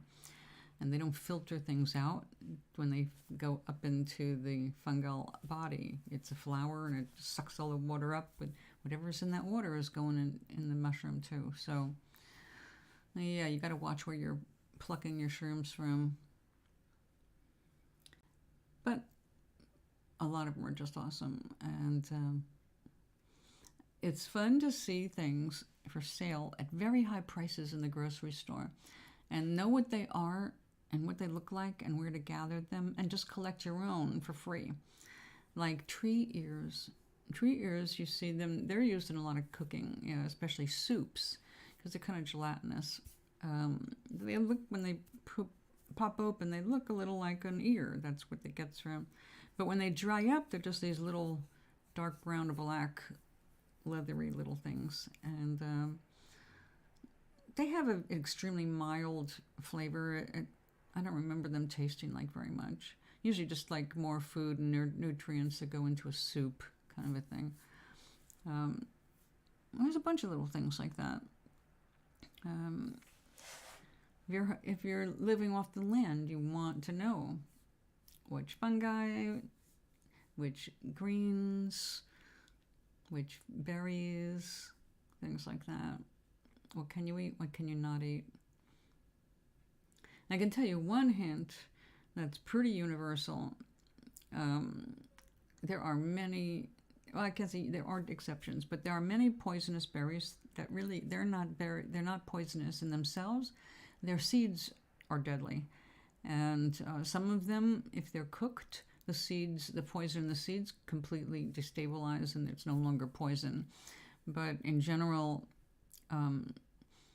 if you're ever stuck in a survival situation and you don't know what's what, if you see anything like a berry, well, whatever you do, don't eat the seeds of it. And if it tastes bitter, don't eat that either. So, or if it smells like, kind of like almonds or amaretto, anything like that, it's cyanide, don't eat that. Bitter almonds is the cyanide smell. You never want to get near that. And there are things out there that have plenty of it in it. Cyanide is kind of a commonly found thing in the wilderness, like cherries, wild cherry trees. The leaves are full of cyanide. And matter of fact, sawflies eat cherry leaves. They're attracted to cherry because they get a natural defense from eating something loaded with cyanide. They're very bitter. And because of their bitterness, a lot of bugs will pick them up as they're growing up into caterpillars, kind of thing, and like they don't want them. So, yeah, it's a defense mechanism. A lot of poisonous, creepy, crawly things also excrete cyanide-based fluids, and it's pretty nasty. So even ladybugs, if you scare the crap out of a ladybug, you will see it excrete little bits of orange fluid, and you will see that same thing happen with blister beetles. It's potent enough to cause a blister to rise on your skin. You don't pick them up by bare hand. Things like that are out there in the garden, and but a keen nose will save your ass out there. Which is something to consider when you think about all the people with COVID who lost their sense of smell. you don't realize how much it contributes to your well-being until you lose one of your senses, like your sense of smell. So, yeah, if you have a good sense of smell, you can save yourself a lot of stomach aches and vomiting and diarrhea and possible death by avoiding things like that. Now, one of the berries that you might come across that no matter what you do, it's highly toxic, that's poke. Poke berries are deadly, and there are people who in the Deep South who used to believe that if they ate one berry a day or one berry every other day, it would relieve and cure them of arthritis and other things. But that's not true. They just barely kept from killing themselves, and it did not make them tolerate the toxins any better. So it's known by having a bright red magenta stalk and berries. So the plant itself is so distinctive. It's got the warning magenta colors all over it. And so if you see magenta in greens, mixed in greens in the wilderness, you do not touch that. The only magenta I know of personally that's safe to eat is like red cabbage, and everybody knows what a cabbage is, and it's deliberately grown. Also, the colored kale, the winter kale, you get that really beautiful pink and green. That's fine to eat also. But poke, no. Oh, I like knowing what to eat just in case. There's a lot more out there than people think, but you need to identify things correctly because there's plenty of stuff that will just make you sick instead of better. Also, if you are in a rural area, you're safer in eating things, but if you're in a suburban or city area, of course, a lot of the stuff that's out there has been deliberately planted and might have gone wild, but wasn't planted for food, it was planted for decoration, and a lot of them were either sprayed with things that you don't want to eat, or they were never edible to start with. They just are good, like landscaping plants, resistant to bugs and other things. That's the other thing. If you see something that's a lot of things are eating it, that might be a hint that it might be okay, because the deer like it, the caterpillars like it, everybody likes it. If I was stuck with not knowing what to eat, I would probably look for something that everything seemed to be enjoying before me, and it might point to something edible. But you always have to eat just a little bit of something, make sure that it's okay. And know what's poison, like you don't want to be looking at poison ivy, poison oak, poison sumac, those kinds of things. They can really hurt you badly. So I used to have shelves of reference material for herbology, medicinal herbology, identifying medicinal plants, identifying edible plants, ditto for fungus. And I lost a bunch of them because of mildew. I'm looking right now, I'm going, I think there's one field guide left up there.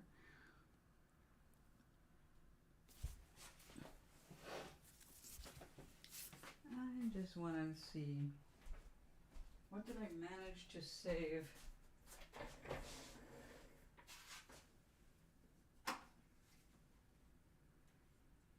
No, that's not. And that's not.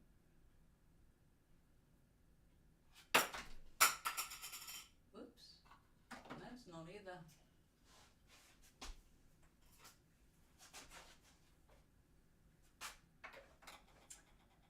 Well, it looks like all I've got in field guides.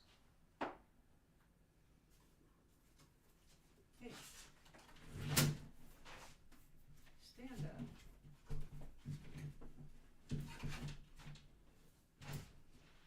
I hate bookends.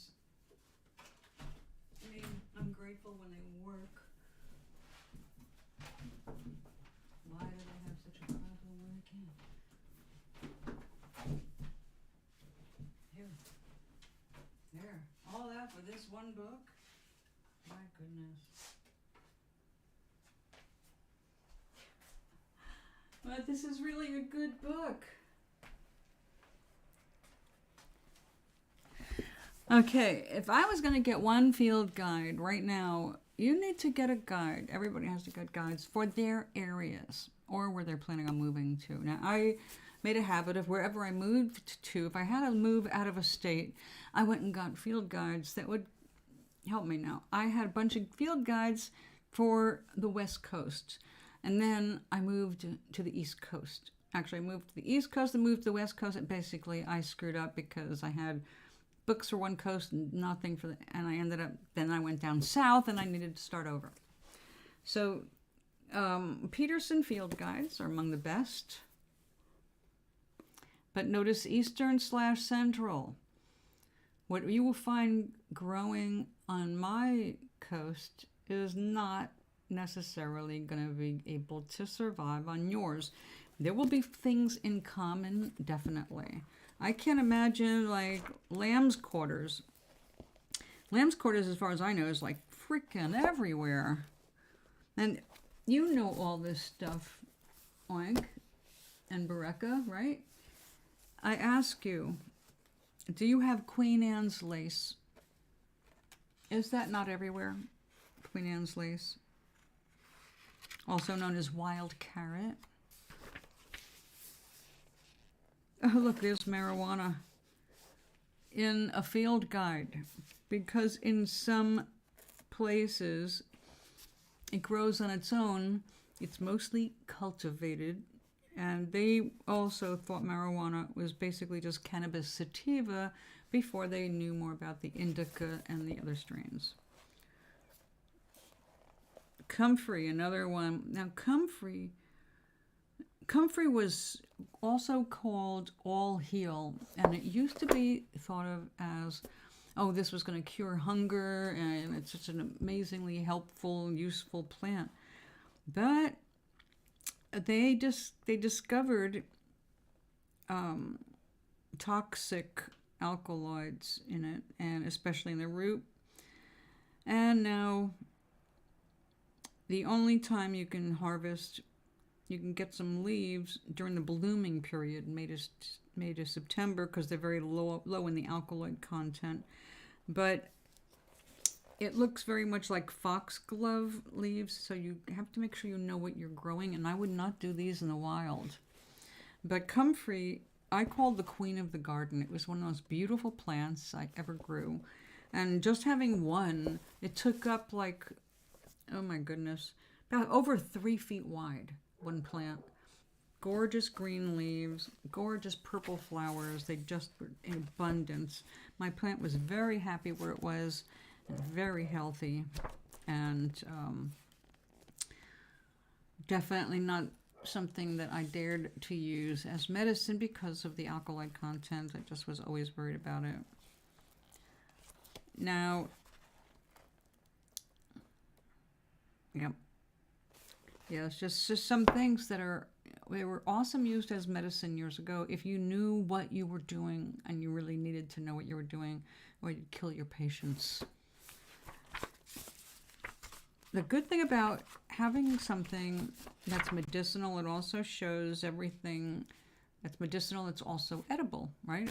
If it can successfully be used medicinally, it's something you can ingest. The books will tell you what parts you can use, how to use it, and if there's something else you could use instead that's safer. Like common nightshade. Really? Do you really want to take the risks of using nightshade? No, you do not. But it can be mistaken for some other plants if you don't know what you're looking for. So it's good to know all this stuff. What's poisonous? Like pasque flower, good example. It's in the buttercup family. Minute doses diluted in water have been used internally in homeopathic practice for eye ailments, skin eruptions, rheumatism, leukorrhea, obstructed menses, bronchitis, coughs, asthma. Warning, poisonous and extremely irritating. So I would suggest that for eye ailments, skin eruptions, rheumatism, leukorrhea, obstructed menses, bronchitis, coughs, and asthma, that you use something else. That's not potentially going to kill you. But, oh, here's a cool one. Poor man's peppergrass. This is a herb. Poor man's peppergrass, if you make sure you know what you're doing, is actually used, although they're using the bruised fresh plant or leaf tea for poison ivy, rash, scurvy. It's actually used, poor man's pepper is actually used for pepper, for the flavoring. And it's just the little teeny seeds, the seed pods. And the thing is that's so cool about these books is once you start looking for things to identify, you will see them everywhere, and you learn more and more as you go. And it's just, but for me, it's a lot of fun. I've always loved foraging and learning more about whatever's in my environment. And always seemed like, that's edible? Oh my God, why are they just growing it here? But like daylilies. Daylilies are supposedly a really good edible, and that you can even pickle the unopened flower pods. You can do a lot with daylilies, and you only have one chance because they only open one day and then they close and they wilt and all that. But you get them before they open, and you get them right after they open, and they do things like make fritters out of them, and like I said, pickle the pods. People just love them, and they just grow totally crazy around the country. You see them along the roadsides, hundreds and hundreds of them, because they spread when the ground is fertile. They just carry on. So, like, Connecticut is full of, or used to be, okay, 40 years ago, you couldn't go anywhere without seeing a bunch of daylilies when it was daylily season. And it was always nice to see them, like they're tiger lilies. And tiger lilies, you've heard about that in Peter Pan, tiger lily. They're just a beautiful orange, yellow-orange lily that has spots in it. So as long as you remember, take out the stamens, the base of it, the whole thing is the petal parts. You can dip it in batter and drop it in the deep fryer, and it's considered a very good vegetable. So if you look it up, it's kind of like you treat it the same way you treat squash blossoms. Squash blossoms are another vegetable a lot of people don't know about. And you have to go to a farmer's market or grow them yourself to get them. You rarely see squash blossoms in a grocery store, but sometimes you will. If there's a call for it locally, then a lot of them will stock them. So my pitch on learning more about your environment, the more you learn, especially right now with the issues we're having with climate change, you're going to see a lot of stuff that can only survive with a cold season. You're going to see those basically going extinct, moving further up north, and all the stuff that needs warm, moist air to thrive, you're going to see that proliferating.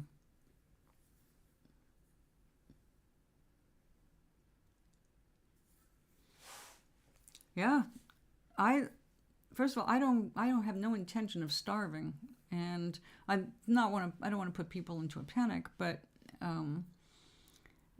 we are going to see a lot of migration of Americans as more and more climate disasters or climate-related disasters. And also, I'm not saying it's all the climate's fault. I'm also saying it's humans not planning well, knowing that certain things are going to happen. They're more vulnerable. Like New Orleans being below sea level. That is not a smart thing to build something below sea level, especially now that we know for sure that sea levels are rising and are going to continue to do so. So why would you want to build put all your money, investment, your families.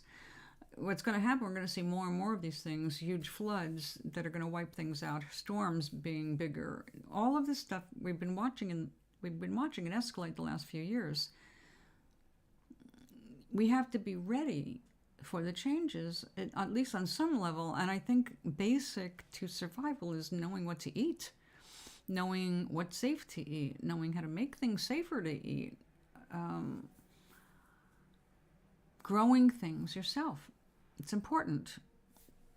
But the thing is, knowledge is more important than trying to hoard things. Example, I know that sprouted peas, like the yellow peas, they look like green peas, but they're yellow. The sprouted peas, sprouted chickpeas especially, are awesome. They're really super healthy for you. They're delicious. You can do a lot of stuff with them. They're versatile. You got the seasonings. You can do a lot, right? So let's say in getting ready, you got yourself a 25 or most likely a 50-pound bag, because if you want to buy seed at cost, you're going to be paying 50 for 50 pounds. That is a big bag that you've got to put into storage. And you need to consider what that storage is going to be exposed to should you have something disastrous happen in your area, like a flood. If your seed gets wet, it's all gone. You'll have sudden sprouts and way more than you can eat or put up, especially if they got wet. That means something happened. That probably means you are already in motion, not staying there to protect your seeds. So if you just trust that if you learn what to do in case of this or that, you learn to recognize what's around. There are lots of edible things that you can learn about now that grow literally everywhere in the country, like chia seed is lamb's quarters, flowering the seeds that come from lamb's quarters. Lamb's quarters is a really super healthy green, and if necessary, that can really help you get through things, and it grows in all kinds of wastelands. It also grows entirely through the summer, over and over, just keeps getting bigger. If you know what you're looking for, you can really do yourself some good. Don't try to hoard, because you don't know what kind of thing is coming. Knowledge is power. Knowledge is survival. Knowing how to listen to your intuition, all of that. So consider that things are changing. Things are going to continue to change. Things will probably accelerate in changing. And it's not just the global issues. We have other issues that are threatening our internet, our connectivity, our power grids. And if you are, again, part of me is a survivalist because my beginnings were so hard. When you have a traumatic childhood, you're going to be kind of leaning towards survivalism. There's always that, where can I go if this happens? What can I do if that happens? Because you become the survivalist and a rescuer. You want people to be able to survive. When I was little, I thought I needed to rescue my sisters, so I definitely became oriented toward that whole save the world bit. Well, now I know we don't have to save the world. But we are going to have a lot of things to contend with. And I know from living on the farm for 17 years, I call it the farm, but it was out in the middle of nowhere, surrounded by farms. What I had was not a traditional farm, yet it was. It just wasn't a traditional farm in terms of like me owning a bunch of heavy equipment. But when I needed something done with heavy equipment, I just called on my neighbors and they took care of it for me, like disking the earth, that kind of thing. So some stuff that was just too big for me to do on my own, or that Glenn could do, we asked our neighbors to come over with the tractors. And, it was awesome. But if you don't have heavy equipment, or let's say even if you do, if you don't have the fuel for it, they just sit there, $1 million pieces of equipment, not going anywhere, because somehow you have to charge them up. And whether they're electric or whether they are gas, if you can't get the power to it, it's going to sit wherever it left off and just start rotting. And that's the same, like I said, don't try to hoard things. Don't try to over-prepare. You just want to stay flexible and move with your flow. Like, I felt like, because I ended up here, that this is where I'm supposed to be. Everything just worked around. It took 40 years of moving around the country, but here I am back where I started. I started in New York, and I'm here in Connecticut, but pretty close, to my adult years. Most of my adult years were, well, not here. Just watching all the different changes across the country, I learned it's really more important that you just stay open-minded, that you stay flexible, and learn what you can about your environment. Learn what you can do. Remember, a lot of people were born into this tech age. They have no clue what it's like to survive without having the internet, because they were born after the internet was born. So they don't know. Well, anything from a huge solar flare, which we do have one on the way here, to cyber attacks can take away our peace of mind with our grid. So instead of worrying about that happening in terms of, oh my God, no internet, just say, okay, well, there could be times when there's no internet. How do we communicate again? How do we make sure our loved ones, like, if I lose internet, I also lose my phone. I mean, I've got some roving data, but if the internet goes down, where's the energy for that roving data? Am I going to still have a phone? Maybe not. That will leave all of us going, no internet, no TV, no phone. So you may have to figure out how to communicate. Now, like, my friends and family are all over the damn place. I have nobody close enough to walk to. It's not like the old days when, like down south, it was all families owned all the property. Their family was on all their properties, and they were all connected. So when they wanted to go to Mama's or Mima, they just had to walk down the road. And if it was a bigger family, they just took the car down the road or the golf cart, or they weren't going very far. So it's not like that anymore. But you need to know, okay, if everything went down, you know that in the cities people are going to be going nuts. No power, no water, no toilets, no ability to heat food. So you're going to be seeing, like, oh, you don't want to be in a city when the shit hits the fan. That's one of the reasons I don't like to be in a city.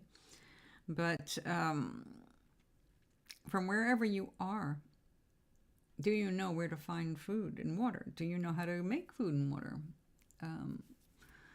I know some people with guns think they're just going to go out there and kill something, and they might. But that doesn't teach them, if they have no internet to raise up, how to dress it, how to do what you got to do to make sure you don't poison yourself, how to recognize parasites in your wild game, etc. So it's like, well, you should know some of that stuff before something happens with the internet, right? Like, I know you will starve to death if all you eat is rabbit, because they don't have enough fat, and you have to have fat to absorb your vitamins. Yep, city folk will go nuts. I was in the city when we lost power, the big blackout. So, yeah, I remember New York.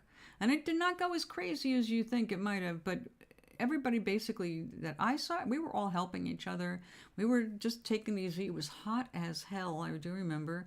So people were out. They were on their balconies if they had them. They were on the, because there was no air conditioning or fan, right? So their windows were open. People were sitting on their front stoops. Actually, people started meeting each other again and learning who their neighbors were. It wasn't as disastrous as you think. The willingness to help each other was actually prevalent. So, well, some people go, oh yeah, you take away this and Americans are just going to turn on each other. They're going to kill each other. Well, there are those that will just attack. The ones who think that, oh, I have a gun, I'll make sure that my family has food. I'm going to go hold up or break into that grocery store. Well, great. Well, you can all do that. Grocery store will be empty, and you'll fuck things up so that if power does turn on, and when it does, or if and when, where are they going to put all the groceries that they ship in if you've destroyed everything that, like the refrigerator stuff? So it's like destroying thing is just a stupid way to react to a crisis. But we have seen many times where in our own country, when there's a crisis, Americans rise to it, and it goes for every country. The people rise to the occasion. They do whatever it takes to rescue their neighbors, and it's a terrible thing that they can't rescue everybody, when disasters strike.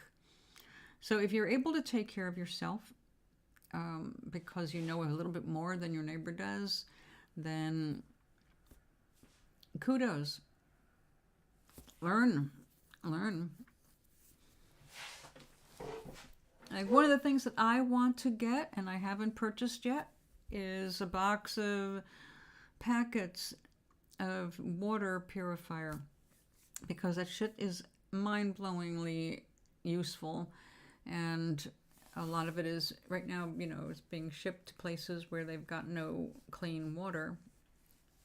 But for everybody to have some around is pretty important when you think about it, because there are only so many ways to clean your water should you find yourself without water. You cannot just go down to a creek or a river and fill up a bottle, no matter how clean it looks, because things die in that water. And they don't just piss and shit in it, okay? They die in it. Like, you would not believe how many deer killed themselves sliding on embankments, breaking a leg, falling back into the water, and dying. Or they get caught their hooves get caught in things too, and they find themselves stuck and they die. And yeah, terrible things happen in nature, and we don't see it all the time, but we do have bits of it going downstream. So I would never touch the water in any place that is just running water. It doesn't run fast enough or through enough stuff to purify itself anymore. Don't trust it.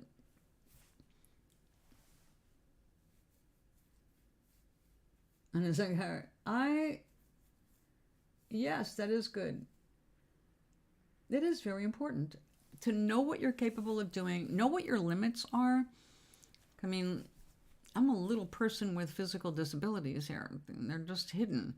So the ability to survive, I have to use my brain, because I don't have a lot of brawn, and I don't have a partner with me. So, I mean, if disaster struck tomorrow, I'm on the 6th floor of a building and you have to assume no elevators. So I'll be going up and down the stairs, but there are people here on this floor that cannot do stairs, not even 1 or 2 stairs. So, what's going to happen to them?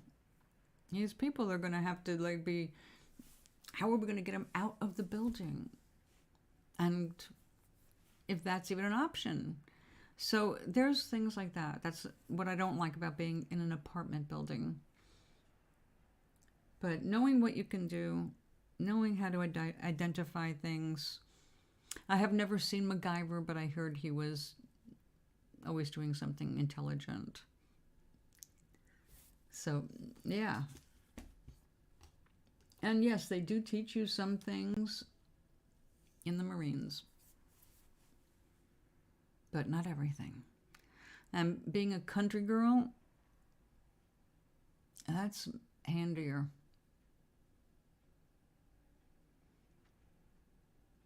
Yeah, that is an issue. It's an issue. You are not going to chase down game, obviously. You need a bow and arrow.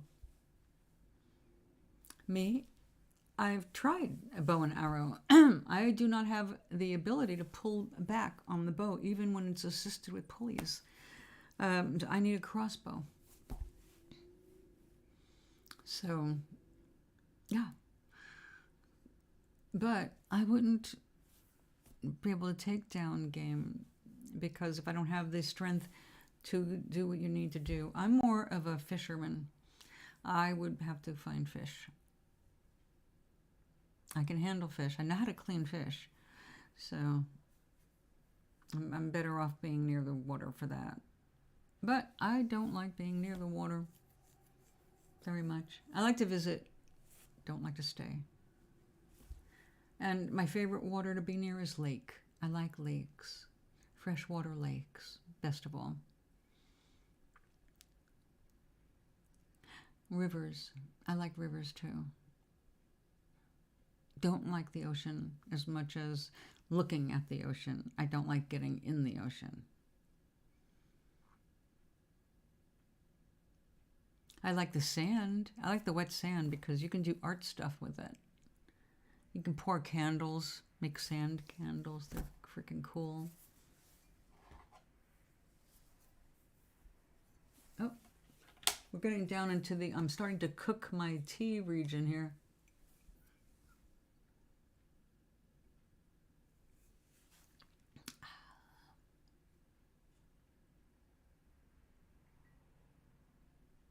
Well, I guess I should go and ambulate my ass into the kitchen and approach dinner. It's 6 o'clock. If I eat too late, I will have a really restless night. So thank you for hanging out with me. It's been fun. I hope I inspired you to look up a couple of books to have handy. You and MacGyver need to get out and identify medicinal plants and edible plants. My first edible plant, by the way, is one of the easiest to identify in the world, and that's wild fennel. Wild fennel smells and tastes just like licorice. So whether you like licorice or not, one taste will let you know if that's what you have. I have some delicious fish fillet that I will be able to cook very quickly, even though it's frozen at the moment because it's not very thick. I got some fresh tilapia and broke it down into single portions and froze it immediately at its peak with a little bit of vitamin C. And that, by the way, is a preservation, a flavor technique that a chemist, a senior chemist from Dow Chemical, taught me 40 years ago. He said, because he used to love to fish, he'd bring back the fresh fish, he and his wife would clean it up, and then they'd put the fillets in, I don't know what we did back then, I think a plastic baggie, because he would crush up some vitamin C tablet and just put a little water, and then every fish just got a little bit of the vitamin C with the water. Not enough to like overly water your fish, but the vitamin C apparently is really good for the fish to preserve its fresh flavor. Wild fennel. The first time I was determined to teach Glenn about foraging because I wanted to forage and I wanted a partner in foraging. It turned out he loved foraging with me, and the first thing we did when we were camping was we found wild fennel was growing right around our campsite where we didn't have to worry about it being polluted. It was on the edge of a cliff overlooking, PCH1. We were camping off PCH1, so it was gorgeous. We were able to see whales out in the water from where we were. So I gathered a bunch of, we just call them caterpillars. They're just before they turn into full fronds. They just look like green fuzzy caterpillars, and they're small, they're about like 1.5 inches, 2 inches at the most, and you get them while they're nice and light green and young, and you just collect a bunch of them and you steam them only for a minute and then put some butter on them. Well, we ate our fill of those with our meal. Boy, did we pay for that. If you eat too much of that, you're going to be burping it like burping cucumber, only it's pleasant because the burps taste just like licorice. It's kind of like, oh, I've got a breath mint. It's funny, but it's delicious. And a little butter, a little water, just steam it. Oh, yum. So that was our first experience with wild fennel. So anyway, yeah. Now look up the lamb's quarters. Lamb's quarters, very important wild food. And see if it grows on your coast. It might. It usually grows in waste areas. I mean, it like doesn't need very much soil. It just kind of goes where there's shitty soil, it does okay. But of course, if it is good soil, it does even better. It's like growing a giant tree of spinach.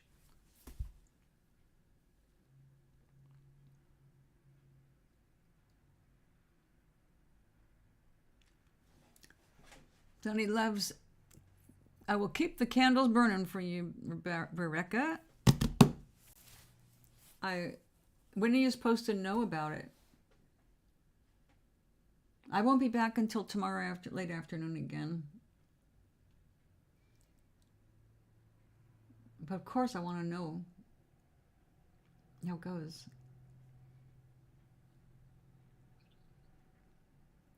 If you can't make it back, then of course, Oinkiness will tell me. I'm just wondering how long you have to wait. How long I should keep going.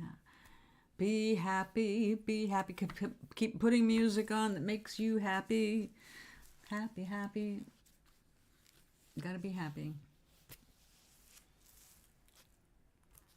As we vibrate, we create.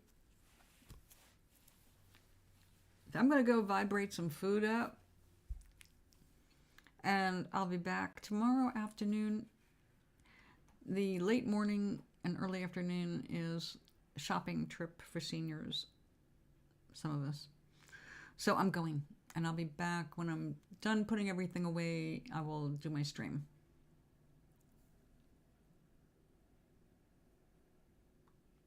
Okay. All right. Have a good night, everybody. Thank you so much for hanging out with me. And I will end the stream like a good girl and go eat like a good adult.